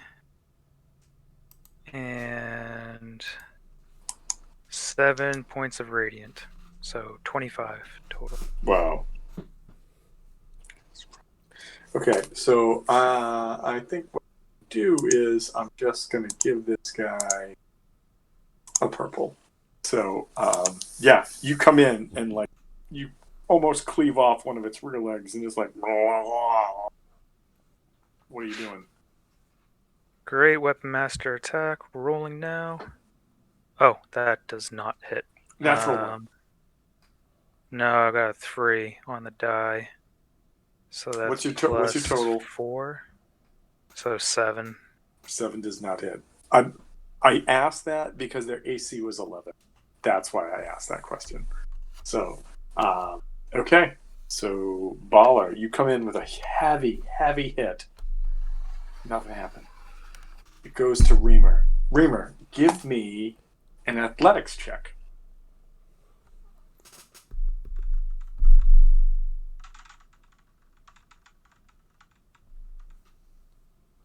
Or not? Natural 20. So Wow. 23. Okay. Yep. So 23. I was gonna give you, because of weight and being like pulled in water and everything, I was gonna give you some limitations. Natural 20, you're just like, I don't have to breathe. It just is this weird fish tank I find myself in. What do you want to do? Remember that in the water. Couple Damn it. things. All right, so I wasted my roll. So I'm going to be trying... Wait. Just remember, ranged weapon attacks, disadvantage. Melee weapon attacks are disadvantage. All creatures submerged in water have fire resistance. You move at half speed, and there are no penalties for casting in the water. But if you're casting outside, there is a mild penalty for casting outside of the water because it's a different plane, basically. All right, so now that I wasted my my 20, I'm going to try and escape and roll poorly so that I just get held here and Elzrin dies. Okay, so roll escape check. Yeah, so that was that's only an 11, so Elzrin's gonna die. So yeah, it's now it's Frog Douchebag's turn. The douchebag will be right back. Give me 1 sec.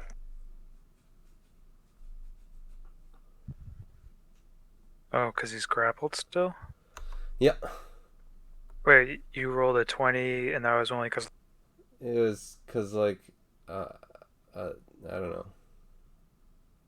But then that wasn't to escape anything? Nope. Oh. Yeah. So the escape was an 8, so it's like, well, Elzrin dies. Okay. Well, did you already roll the save? Are you already gonna roll it? Oh yeah, Before your turn? Oh, I haven't rolled it yet, but I mean he's at 2-0, so, or I guess 0-2. That would be the better way to say it. Just like in baseball, strikes are second. So if you're at 2 strikes, you're at 0-2. He rolls another one, he's out. Are you going to expand? Are you going to be off theme? You're going to be like the new character hired by Zealots? We'll have to talk about, how this next thing works. All right. So the Froghemoth moves here, and the first thing the Froghemoth is to do is lash out at Baller with a tentacle. The 21 hit Baller.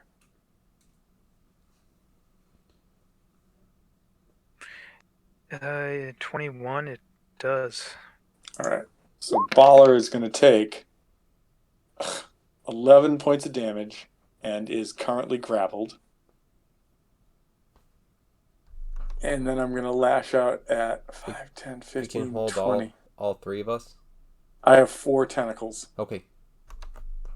I'm going to lash out at Seraph. You are currently held. I'm going to release a tentacle and then lash out at you with another tentacle. 26.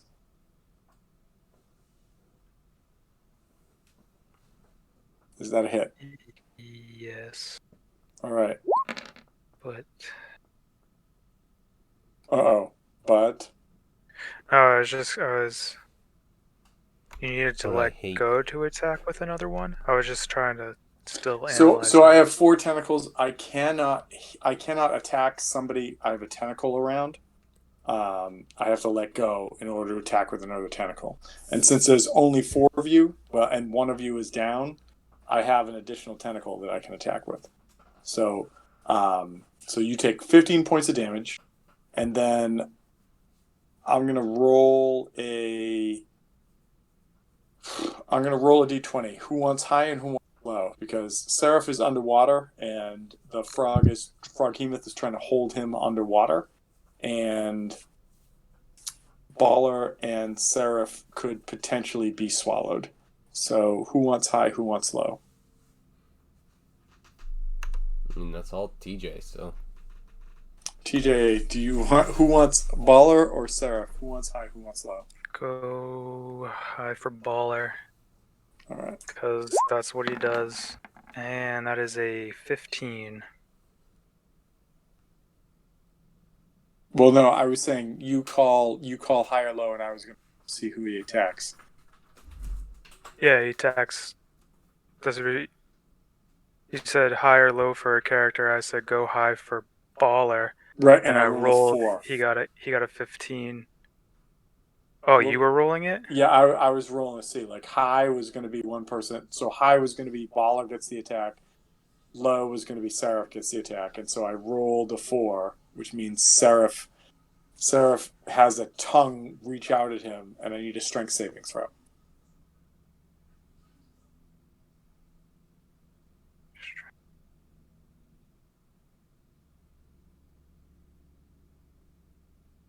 $24. God damn it! This is like the best thing that this guy has, and I haven't been much. Yeah, you save. Like the tongue hits you on the shoulder, starts to yank you forward, and you're just like, no! Reach back and pull it off. Tongue flies back to this thing. Alright, that was the Froghemoth's turn. It goes to the frogs.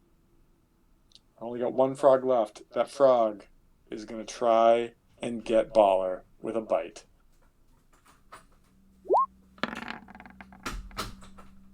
Ooh, 21 Baller. Does that get you? Yes. Nice. Wait. Well, maybe not for Wait, you. is the frog does? Yeah, the frog, this guy right here, just goes, oh, reaches down and tries to bite you. Does that break the grapple with the other monster? No, it basically means he'd try to just suck you into its mouth while there's a tentacle around it. Well, there's a tentacle around me, so the frog is like... He's also got a tentacle. I'm the bait, and the tentacle's the fishing hook, so I'm just trying to paint that picture, that's all. Okay. And they just mechanically, eat the frog. it's fine. Well, actually, no, you know what? I have a good idea. So, hold on one sec. I want to, so the bite hit, so I need to look this up first. So, on the bite. Do I have that up here? I don't have that, so I gotta do this. Alright, so the bite comes in, and you take 6 points of damage, and the frog tries to go, like, suck you down into its throat. And I want you to roll. Do you want high or do you want low? Don't roll. Do you want high or do you want low? Low.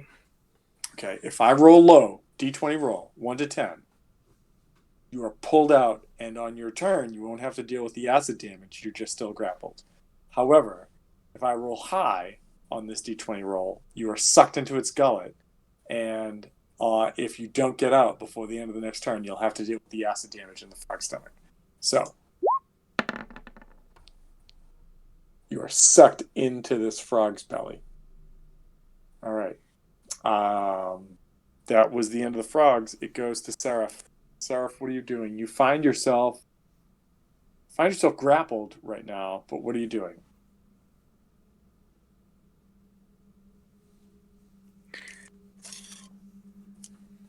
I also want to say, anybody too hopeless with this, please note that you guys have this thing below a quarter of its health right now.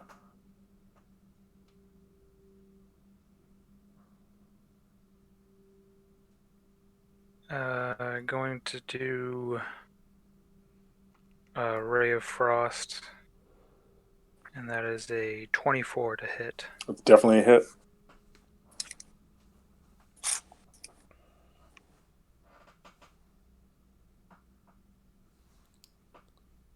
How much damage? 8 cold, 8 radiant, 16 total.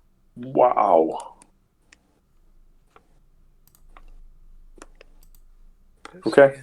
All right. This hits, and you see its tentacles freezes, like the third one that hasn't been operational right now because, well, Elzorin's not part of this.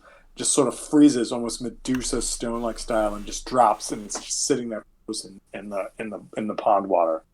Are you doing anything else?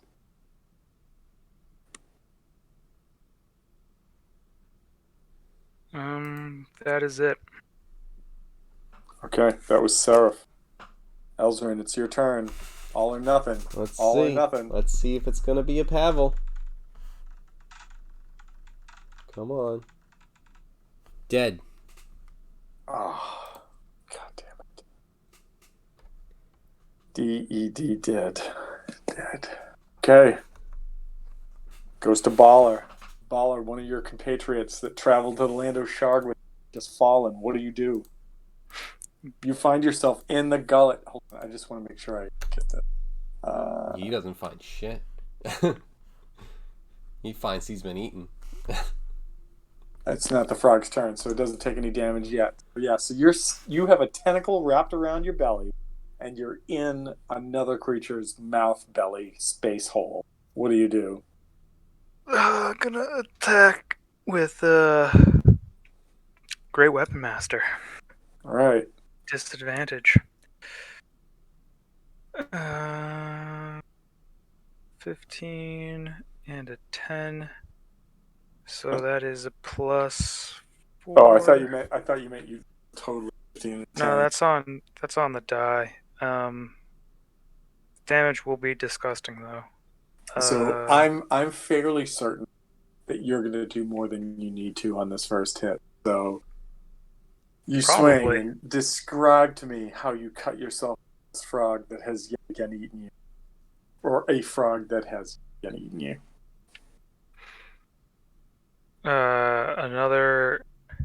So the frog eats me. I'm surrounded by the tentacle, and it's not even much effort for me. It's just this tentacle that's around me, shaking me around, and I happen to hold the sword in the right way that I'm just fucking slicing this frog open everywhere, and it just kind of falls apart as I get ripped out again by the tentacle, and then it's almost like I didn't even kill it, the bigger frog. You just hold your sword as it twists you, and the frog becomes the blender. Yeah, and even though Baller is aware of that, it becomes a shake. I come out and I'm like, yeah, that's all me. Yeah, you see that whirlwind attack? Well, you come do that only with tentacles. Still wrapped up in this tentacle. All right. Baller, is there anything else you want to try to do on your turn? Because that was one attack, and you are a fighter. You have attacks. Can I attack the tentacle? I thought you would ask that, and absolutely. Fantastic. That is Great news. I'm going to attack the tentacle. And I'm just grappled now, right? Yes, correct. Okay. Get this guy off. Plus. Attack of Does a opportunity. 16? Does a 16 hit? A 16 does hit. Oh, cool. This thing's big, but it's pretty squishy.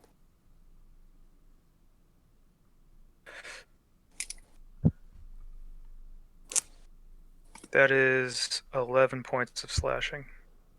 11 points of slashing is enough to take out another one of its tentacles. The one around you, you sever. It kind of drops, like it squishes, like drops and stops moving. The other thing kind of back to it. It's only got 2 tentacles. Cool. I will run up to it. Right, mirror. Mm-hmm. And because I killed something, Great Weapon Master allows me to make one more attack. Oh, snap, that's right. And Great Weapon Master, gonna add Great Weapon Master attack to it. So disadvantage or Regular attack. oh, regular attack? Okay. But I just have -5 to it, so I only get a +4, and I'm guessing that this monster has above 13 for AC. Its AC, I will reveal, is a 14. Just miss it. You come up and it's like you just like I imagine you come in so hard, like the sword turns in your hand and the flat hits the side of this creature, and like it's sort of like liquidious body just goes and bounces off, and you're like, God damn it! Okay, and it goes to the Froghemoth, and so the Froghemoth, the first thing the Froghemoth do is let go of Reamer, and Reamer starts to sink down into the bog. I'm not saying you can't get out, Reamer. I'm saying you're no longer being held up at the surface. Next thing it's going to do is it's going to lash out first at Baller, second at Seraph. So Baller, first one's coming at you. 15 hit you? No, correct? No, it does not. All right, second one comes out at Seraph. Come on. 20. Does a 20 hit you, Seraph? No. What? I didn't use my reaction last time, if I remember correctly. So, yeah, I'm gonna add shield. Okay. All right. Cool. So you negate that. He doesn't have to use his tongue because Baller is right next to him, and so he is going to try to just bite Baller and pull him in his gullet. Oh, God damn it! 18 probably doesn't hit you, correct? No, that's right on the money. Yes. All right. So here you go. You take 29 points of damage. You are sucked into this thing's gullet.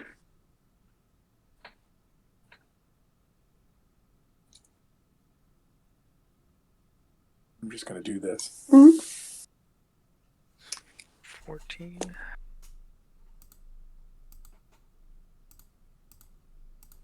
Am I going to be a total asshole right now? Yeah, I'm going to be a total asshole right now.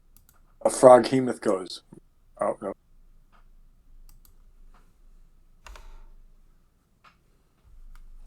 Moves over here.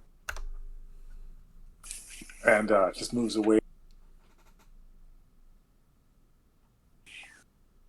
All right, top of the order. Goes to the frogs. Frogs are dead. Goes to Seraph. Seraph, you do. Oh, by the way, you were not grappled, so...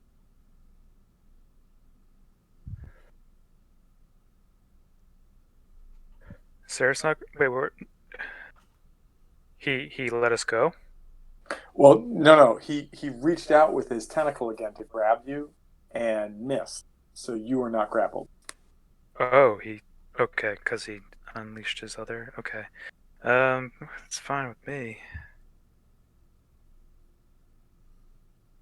I mean, do I need to go anywhere? Don't think so.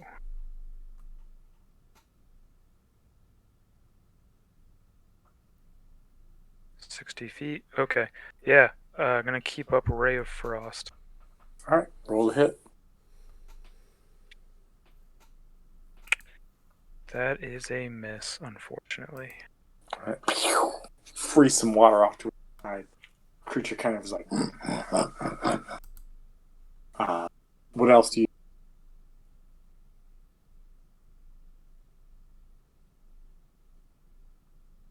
What else do I do? I don't think there's anything else really to do. I will.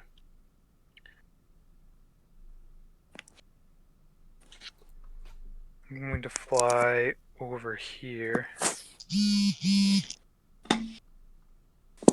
Okay.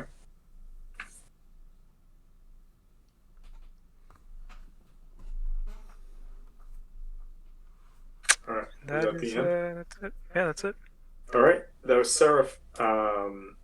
It goes to Baller. Baller, you are inside this creature's gullet. You are not taking damage yet. However, you are currently blinded and restrained. If you can deal this thing 20 points of damage, I need to make a saving. And if I fail, you are projectile vomited outside.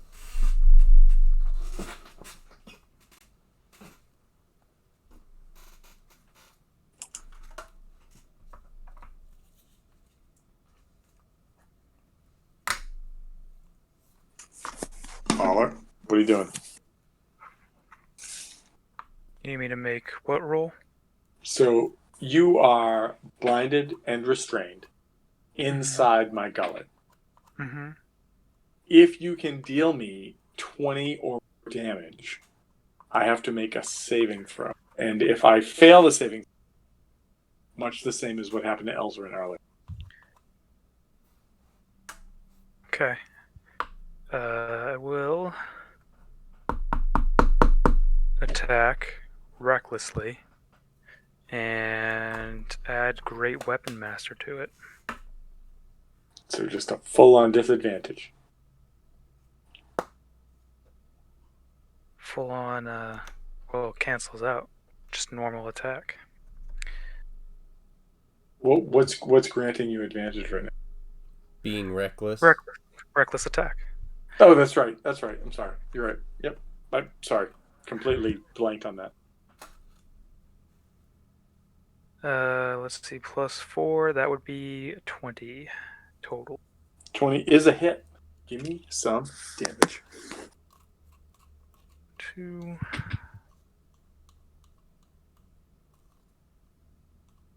That is +18, 24 points of slashing and God damn it. 7 points of radiant. I thought so I was going to have a 31. chance to try to kill you. How do you want to murder this thing from the inside?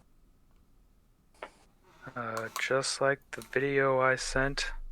That's just a horrendous video, but I just break out like right out of its stomach, like I was its baby.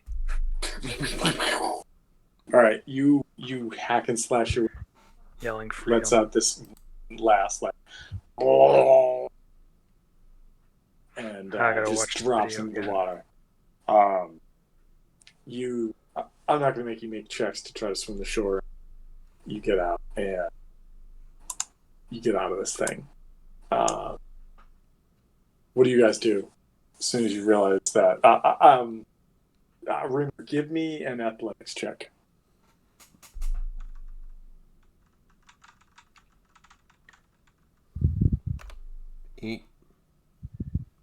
8. So it takes a while, and you kind of figure out your bearings after a while, but you realize that like the light that's coming down from above is the way you got to go. And you swim, and you like kick and move, get yourself back up to the surface, and you kind of come up all covered in like reeds and whatnot, and you show up, and you are, you're like, what happened? And as you come out of the water, you see this huge, massive, bloated body with tentacles just laying there. Baller trying to like get entrails off himself. You see Seraph over here, and you just see this body not moving over here. What do you guys do?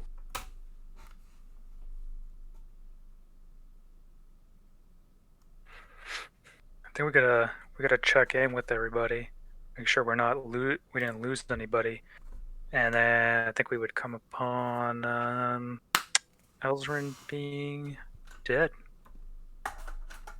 and try to figure out something there. No one has any diamonds, right? Well, what do you guys There's figure out? What do you guys want? diamonds anywhere. So I will remind Reamer, I think it was Reamer who made this check, that when you first came in, that you noticed, actually I think all of you noticed a steel canister over here. But Reamer specifically, you saw carts with stuff and things on them, but you couldn't place what they were. The world is crazy. So what do you guys want to do?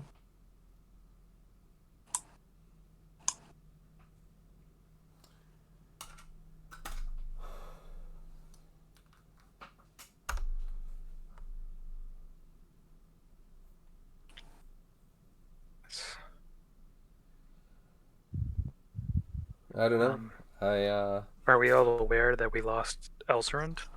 I think at this point we would be, because like I have a minute before. There's a collective hush over the crowd. Does the crowd know this? Sorry. I was gonna say I would imagine that we all figured it out. It's unfortunate because I have a minute where after he died I could revive him, but I don't have any diamonds, so. Diamonds? Yeah. Oh shit! You need diamonds to. Right. Wait, is it with a revival certain or cost? revivify? What's the Revivify. spell? Yeah. Yeah. Okay, so it has. Does it say a specific cost of diamonds? 300. Yep. 300 in diamonds. That is That's an infinite very amount. unfortunate. That's what? That's an infinite amount. Infinite? Because, well, I assume gems go with kind of the same idea as gold, where it's useless. So I could get as many diamonds as I want. They don't add up to 300 gold. Well, then, so. I mean, we could. Well, we no, could- I'm sorry. Like, I don't want you guys to like feel like that's an impossible. Like, if you guys were to come I'm just across joking jewels because or if ge- it's, oh, okay. if, All right, I was if gonna say you- like if you get a deal on a diamond, like, hey, I'll give you 250 for this, and you like haggle for it, and they're like, all right, and then it's no longer worth 300, so it can't revive anyone. that would actually be like the greatest shyster huck ever. But Right, that'll but get no. you fucking stabbed though. Yeah. That's the It character. you depends wanna on the create. economy if you get to Exactly. survive. No one can be revived because diamonds have no value here. That's definitely something to have a conversation about. But I'm going to say that if you did not acquire those before shard, but what I will say is that, and this is not to make light of like the passing, the death of another, you do notice, all of you notice that is this strange cylinder that's up here. And specifically, Reamer had noticed that there are these carts with stuff on it that you could not place prior. What do you do?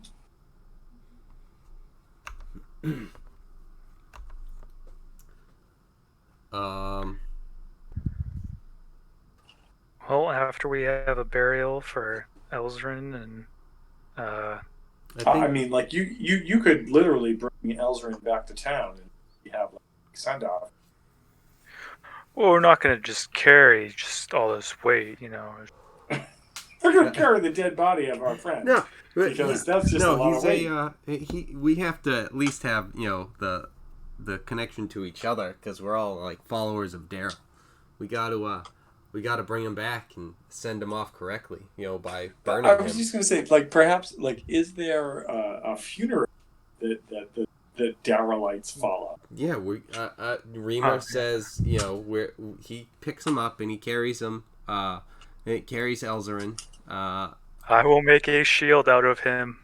Well, exactly. Like he's the whole thing is when you die, you have to be burned, and then your ashes can be forged into a weapon that will provide, either a weapon or a shield or whatever to provide protection or strength for the other members of Daryl. There is a little part of me that had hoped that there was like a spring break party like attitude that went with it, like somebody died, now it's time to get drunk and make stuff, and then like it left like the option of totally not knowing what you were remains.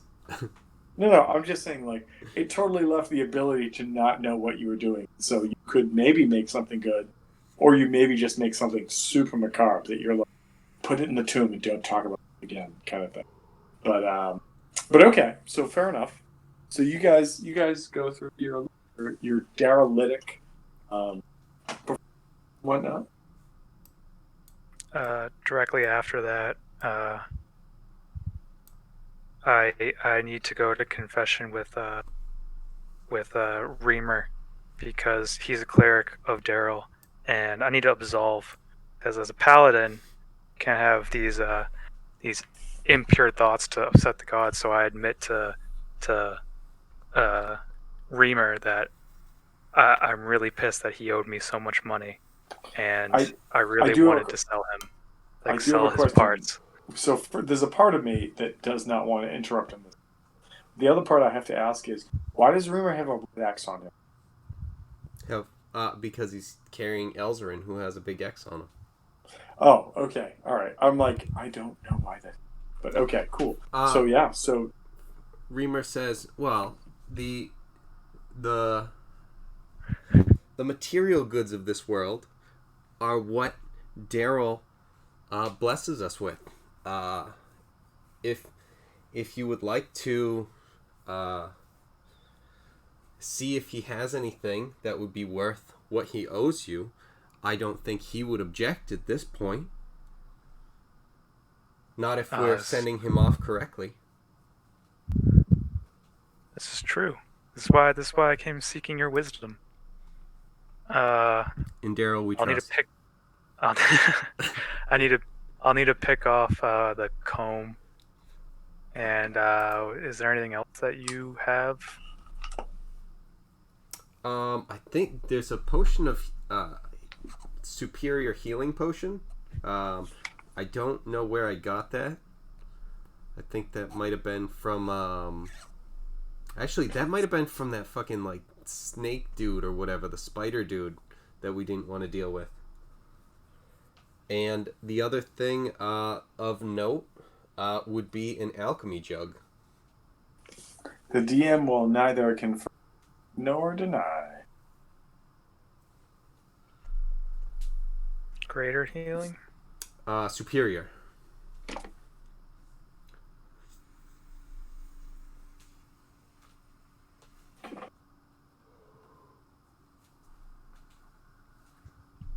Alchemy jug.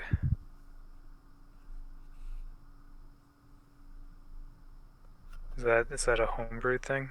Nope. No, the alchemy jug, like, that's like if you ever listen to Found it. Critical Role, you can get as much mayonnaise as you want ever. Well, what mayonnaise? It's basically like it will. You can only have 2 volume. gallons a day, so I mean not as much as you would. True, but if you're anywhere near consumption rates of mayonnaise, 2 gallons of mayonnaise a day will mean that you're good for life. Yeah, Nice. is I think the main part of that. All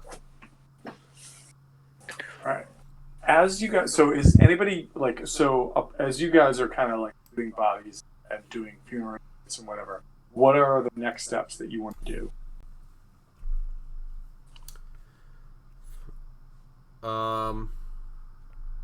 I guess we find out how everyone's feeling, and if people want to continue on, or if we go back and have a send off. Is anybody else going to explore the site that you're at now? Does this path keep going? The path that's up here? Yes. You are not sure. Okay. Do you have What you spare know- the dying?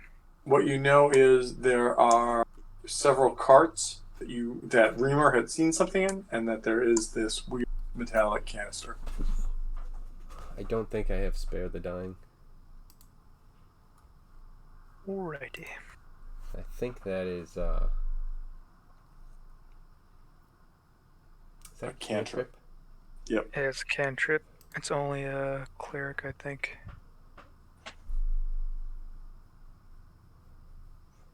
Yeah, but I think that's it's a living creature. So Spare the dying won't work on somebody that's I thought it just stopped them from decaying. No, that's gentle repose. No, I thought gentle repose was the one where you fake dead. No, gentle repose is you keep something from from for the duration, rotting, protect from really. decay, extends the time limit on raising the dead. Yeah, it's gentle repose for that one. And spare the dying just stabilizes them? Yeah, exactly. If Yeah, they're if like you have bleeding if you out, have and you don't if you have have somebody anything, at 0. they Gotcha. exactly stabilized, like you said. Yep, alright, I switched those entirely. How much is gentle repose? Second level. What level is that? 2. I mean, I guess it's okay if you're like, okay, in a certain amount of days we'll be able to save this person, but Well, so the gentle repose comes in big time later on when somebody has like resurrection or whatever, or revivify, because if they don't have access to the spell that day, but can cast Right. gentle repose to keep it from deforming and then bring it back like to like home base or whatever, then you do that Right. and you cast the spell. So Mhm. all right. So what else are you guys doing in the location that you're at right now? We were coming here to take care of the situation that's been dealing, for the alchemist lady, right? Yeah. So Easy had said that pickers, people that came to collect various types of swamps, had been dealing with a large amount of sort of get out of here. Excuse me for go. The more my daughter wants to like just yell when she's upset, apparently one of my cat has decided to follow suit and just do the exact same thing. So anyway, Easy, the lizard folk woman, alchemist or sort of apothecary, had told you that she sent pickers to this bog to collect the components and mosses necessary to create the general healing potions, as it were, that she provides the local militia and sort of like everyone with in the town, so that if like something happens, like somebody like has an injury or somebody is attacked or somebody has, that there is some like natural healing that occurs. She told there were kind classes, the general was red, even purple but that each thing beyond the green had certain levels of side effects that could occur. And so you guys came into following the path that she told you to follow, and that you immediately came across these like huge frogs. And then as soon as you met the frogs, you met the thing that was like this tusked frog, these weird, like corpuscles that were like bunioning and blowing out on its side. And in fact, one of you almost got hit with it, and then it like flew away, roused the attention of something big, which you later found out was this froghemoth. And as you stand here, like these corpses, things that you've sort of slayed, you realize that everything has kind of returned to this state of peacefulness, just sort of like quietude that's going. Like there's like you hear the crickets, the small frogs chirping, tree frogs in the hand, like kind of thing. But what stands out from as our is again this weird metallic canister, which is this red circle up on the west, and these carts along this broken path leading off of the island. You guys are all you've kind of tended to Elzarin. You've working out what your sort of departing funerary rites will be, and I don't want to rush through those at all, but what else do you want to do?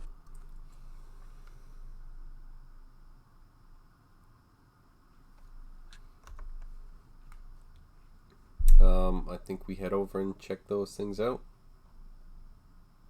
Might as well. How are you guys doing in terms of health currently yourselves?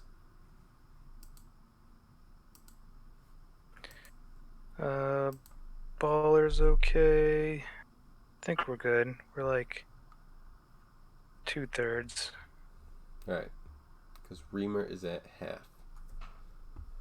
But I can... Well, and don't forget, Reamer, each of you have a moss that acts as a healing potion.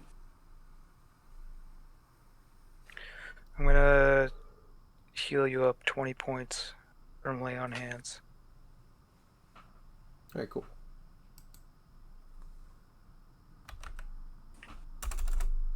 Alright, let's go check it out. As you guys progress up, everybody give me an investigation check. Gross.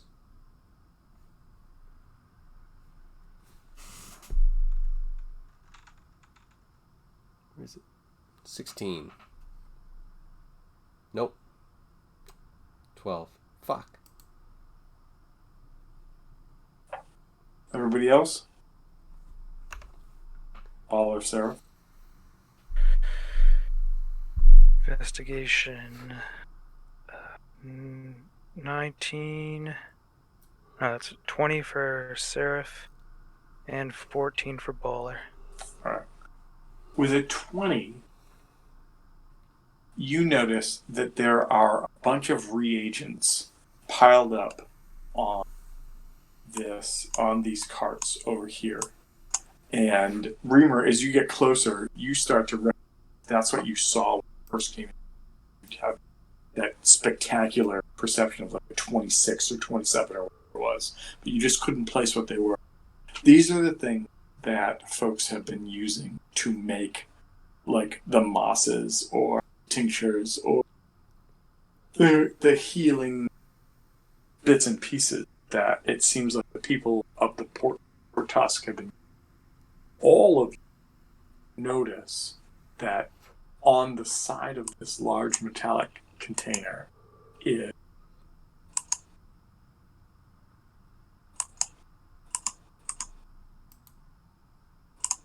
this symbol that I just brought up on the looks like some sort of yawning hole with this like whipping tongue and then this sort of like obnoxious or noxious cloud around it.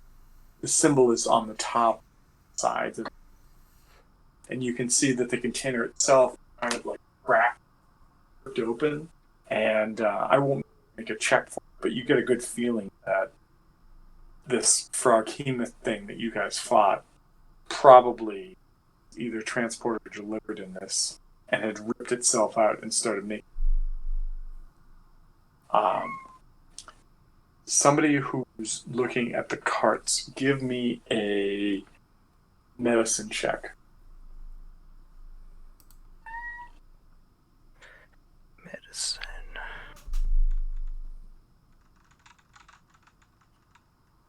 Is that anything that you're specialized in? Yeah, that's going to Reamer? be a 27. All right, with a 27, you find an additional green moss and a red moss.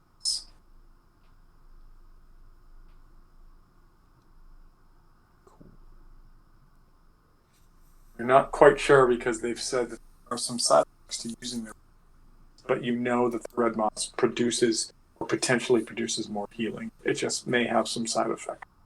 But that being said, you also have this weird image right here that you have now come across. What do you guys want to do? You also have lots and lots of reagents that you could report back to EC that are available for people to come and take with safety because you've kind of handled the scenario. Would that be something that like we could grab and bring back ourselves? We know our work here is done. Would we want to bring back the reagents? Like, are there reagents over here that they would want brought back, or is it just something? Where... Yes, it seems like it seems like on these carts or these like tray areas that are right here, tray carts, whatever they are, that they had been. It looks like whoever had been working around or in this area had been supplying and building those up. But why they would be here, heading away from the village of Port Tusk, makes no sense. It also makes no sense that if EC's people had not been able to gather things for a while, why would be all of these reagents here? And then the other thing that kind of stands out to you guys right now, what the hell is this symbol? This black space with a longing tongue kind of.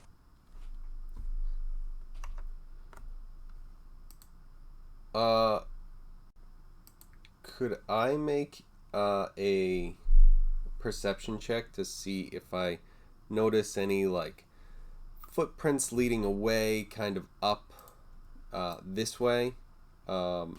Make a survival check instead of a perception check. Okay.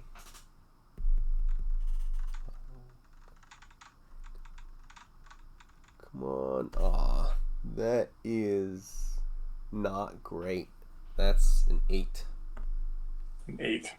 You notice what looks like a lot of foot traffic on the bridges and the the pathways and the lily pads, and it looks like some leading this way, and some things look bestial prints, and some things look like frog paws, legs, and they seem to be leading in this, that, and every direction. You can't really. All right, so do we take these carts back and then deliver the good news with the carts? I'm going to say that you may be able, because as you can see, the carts are kind of busted and messed up. Not the carts, but that you may actually be able to reagents come back with limited amounts, sort of over encumbrance and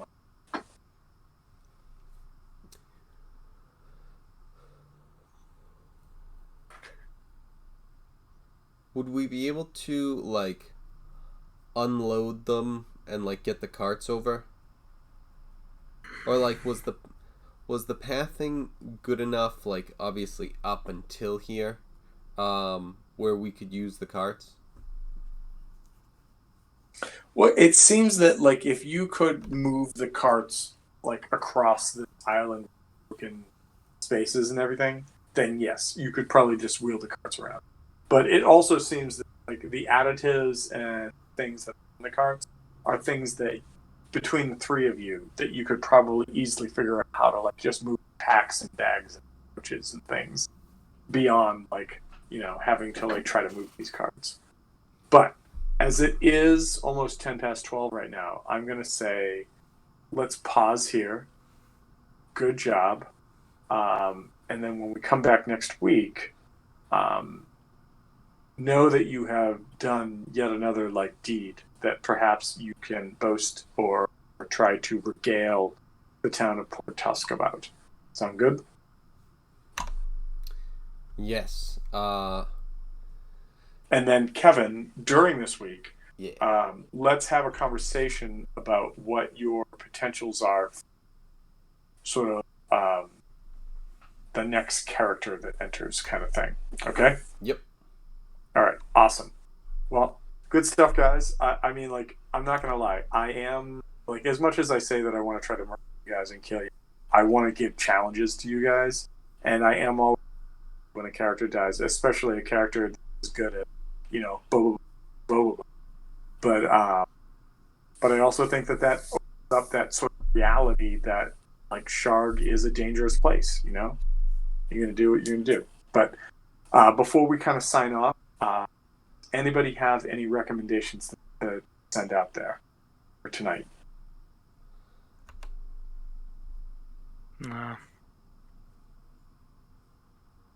All right. That was a big grunt from Seraph Baller / TJ. No problem. Kevin, anything to throw out there?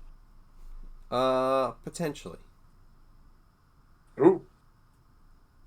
A specific brand of potato chips that you haven't made your mind. Let me think, and then you go real quick, and then I'll see if I have something. All right. So I am going to throw out a relatively dumb game, but it's a dumb game that I have been playing for maybe 3 or 4 years now, and just recently realized that I could get on my computer as opposed to on a tablet or an iPad. So my mom has had an iPad for several years, and she's had an iPad for several years. She wanted one. Buy her one, so we got her one. And then a couple of years later, she's like, I want whatever the version was. And a couple of years, and she keeps uploading game Secret Society, and it is really like the cheesiest of cheesy game where you're just trying to like touch the screen where hidden items are. It's stupid, it's basis, it's whatever. But the game gets more challenging you get into it, where it's not just like, oh, you know, there's the cup, it says click on the cup. It's like, where's the cup? And the cup is like 3 layers of colors behind something. You have to stare at the image until you find it. And so as a person whose job is to try to find and understand things, I find this game incredibly like rewarding in the sense of there's like this sense of like accomplishment when you figure out where all this shit is. AI that keeps getting more and more intense is hiding stuff. And so if you're a person that like honestly, I put this game kind of on the same level as that like murder mystery game that we all played, you know, with countdown and everything like that, because there's a clock counting down to find something. Now, is it a game that like some people immediately look at and go, this is so simplistic, it's stupid, and I never want to play it again? Absolutely. But for some reason, it continues to make me entertained as I continue. It makes it more challenging. That's my recommendation this week, is this game called Secret Society. It's like a G5 game. Clearly it's like some cheesy game for like iPads or a touch or whatever. But it's a game that I get like some intrinsical satisfaction out of, because when you complete the puzzle or you figure out where all the hidden items, you feel like your brain has some cognizance that like you're like, okay, this makes sense. So that's my recommendation. So what do you got, Kevin? All right. So I just finished watching whatever the 4th or 5th season or whatever it is that just came out of Seven Deadly Sins on Netflix. And that is a show that Felicia and I blew through the season. Like, once it came out, we were like, all right, yeah, let's watch it. And, like, she was saying, she's like, yeah, I can't, like, we have to finish that. Like, every time we had a chance, it was like we had to get back to it. And it's weird because it's not anything that I would say is, like, the best show or anything like that. But once it was there, it's like, no, we keep enjoying it, and we keep no, we have to see what happens next. Even though it's definitely something where it's just like, it's a solid recommendation. It's like, Okay. yeah, watch that if you enjoy that stuff, because it was like, we just, it's very solid. Okay. I know for a fact that I watched the first couple episodes of the season that was on Netflix, and I don't know what it was that made me stop watching it. It wasn't that it was bad. It was just one of those things where I think I ended up getting involved with something else. But I know that the first couple episodes, I was like, oh, interesting. Wasn't that the series where there was like the dude that like pulled his sword out and cut off like all the trees across the top of a mountain or something like that? You would talk to me about this because you were talking about how you didn't like how in later levels fighters are like, yeah, you just hit like a bunch more, and it's just like, yeah, you do a bunch more damage, but it's just like regular, just like swing. There's like a show called Seven Deadly Sins where like dude takes a sword and like he swings it, and it's like a blast comes out and stuff. And it's like, why can't fighters have that? So yeah, you definitely said it and then mentioned it specifically.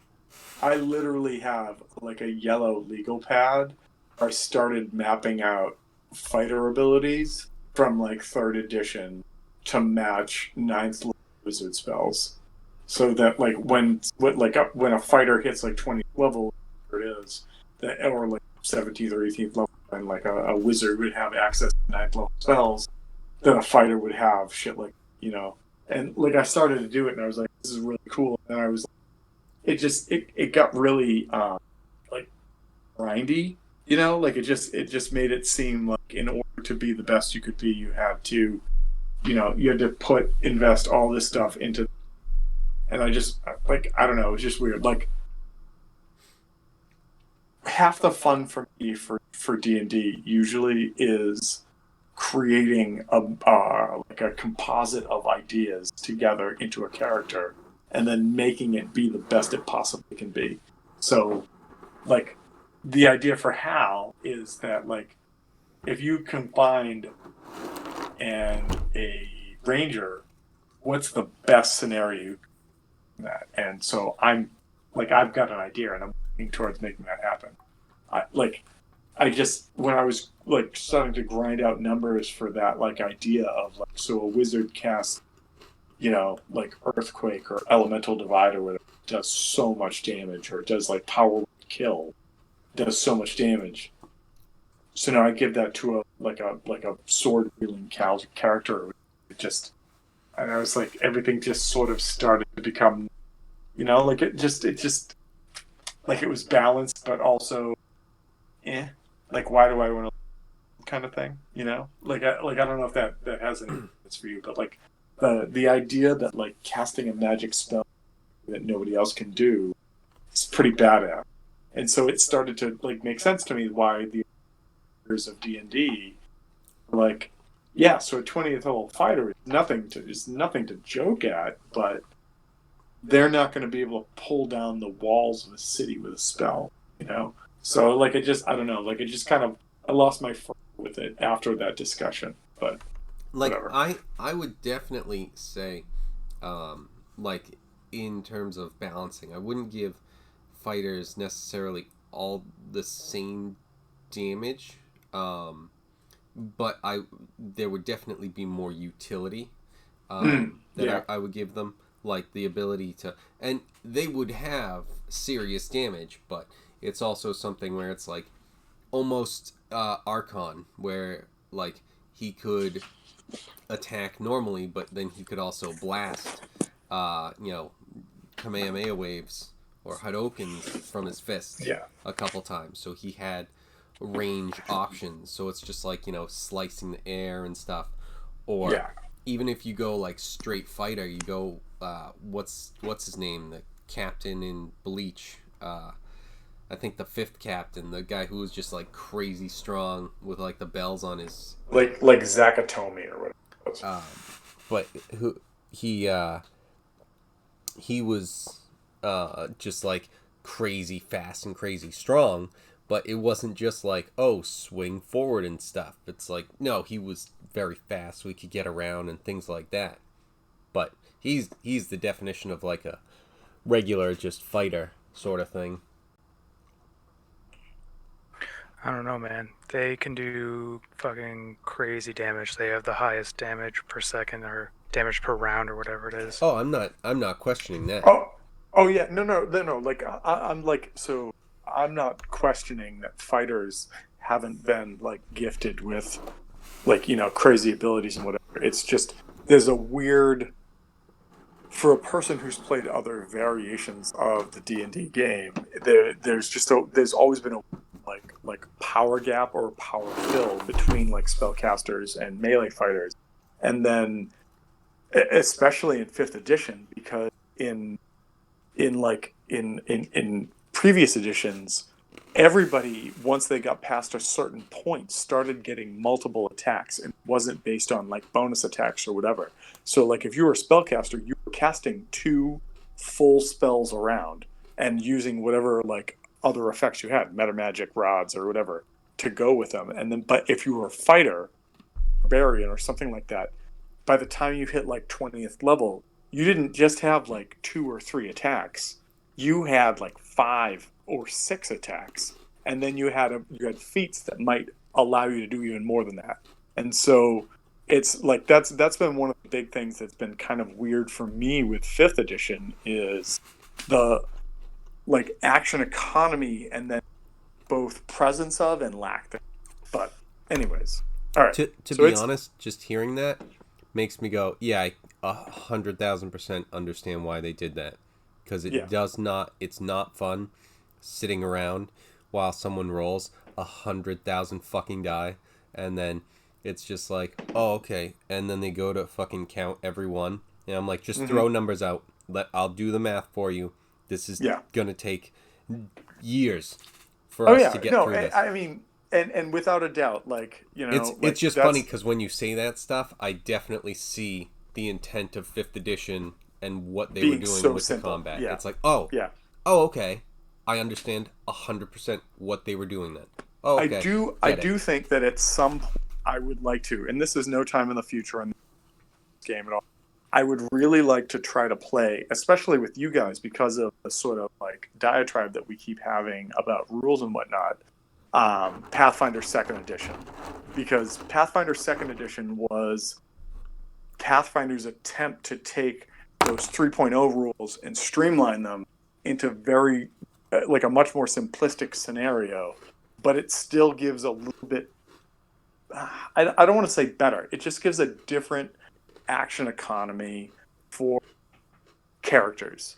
And like the basic breakdown is you will always have 3 actions on your turn, and those actions could be 3 move actions up to your full.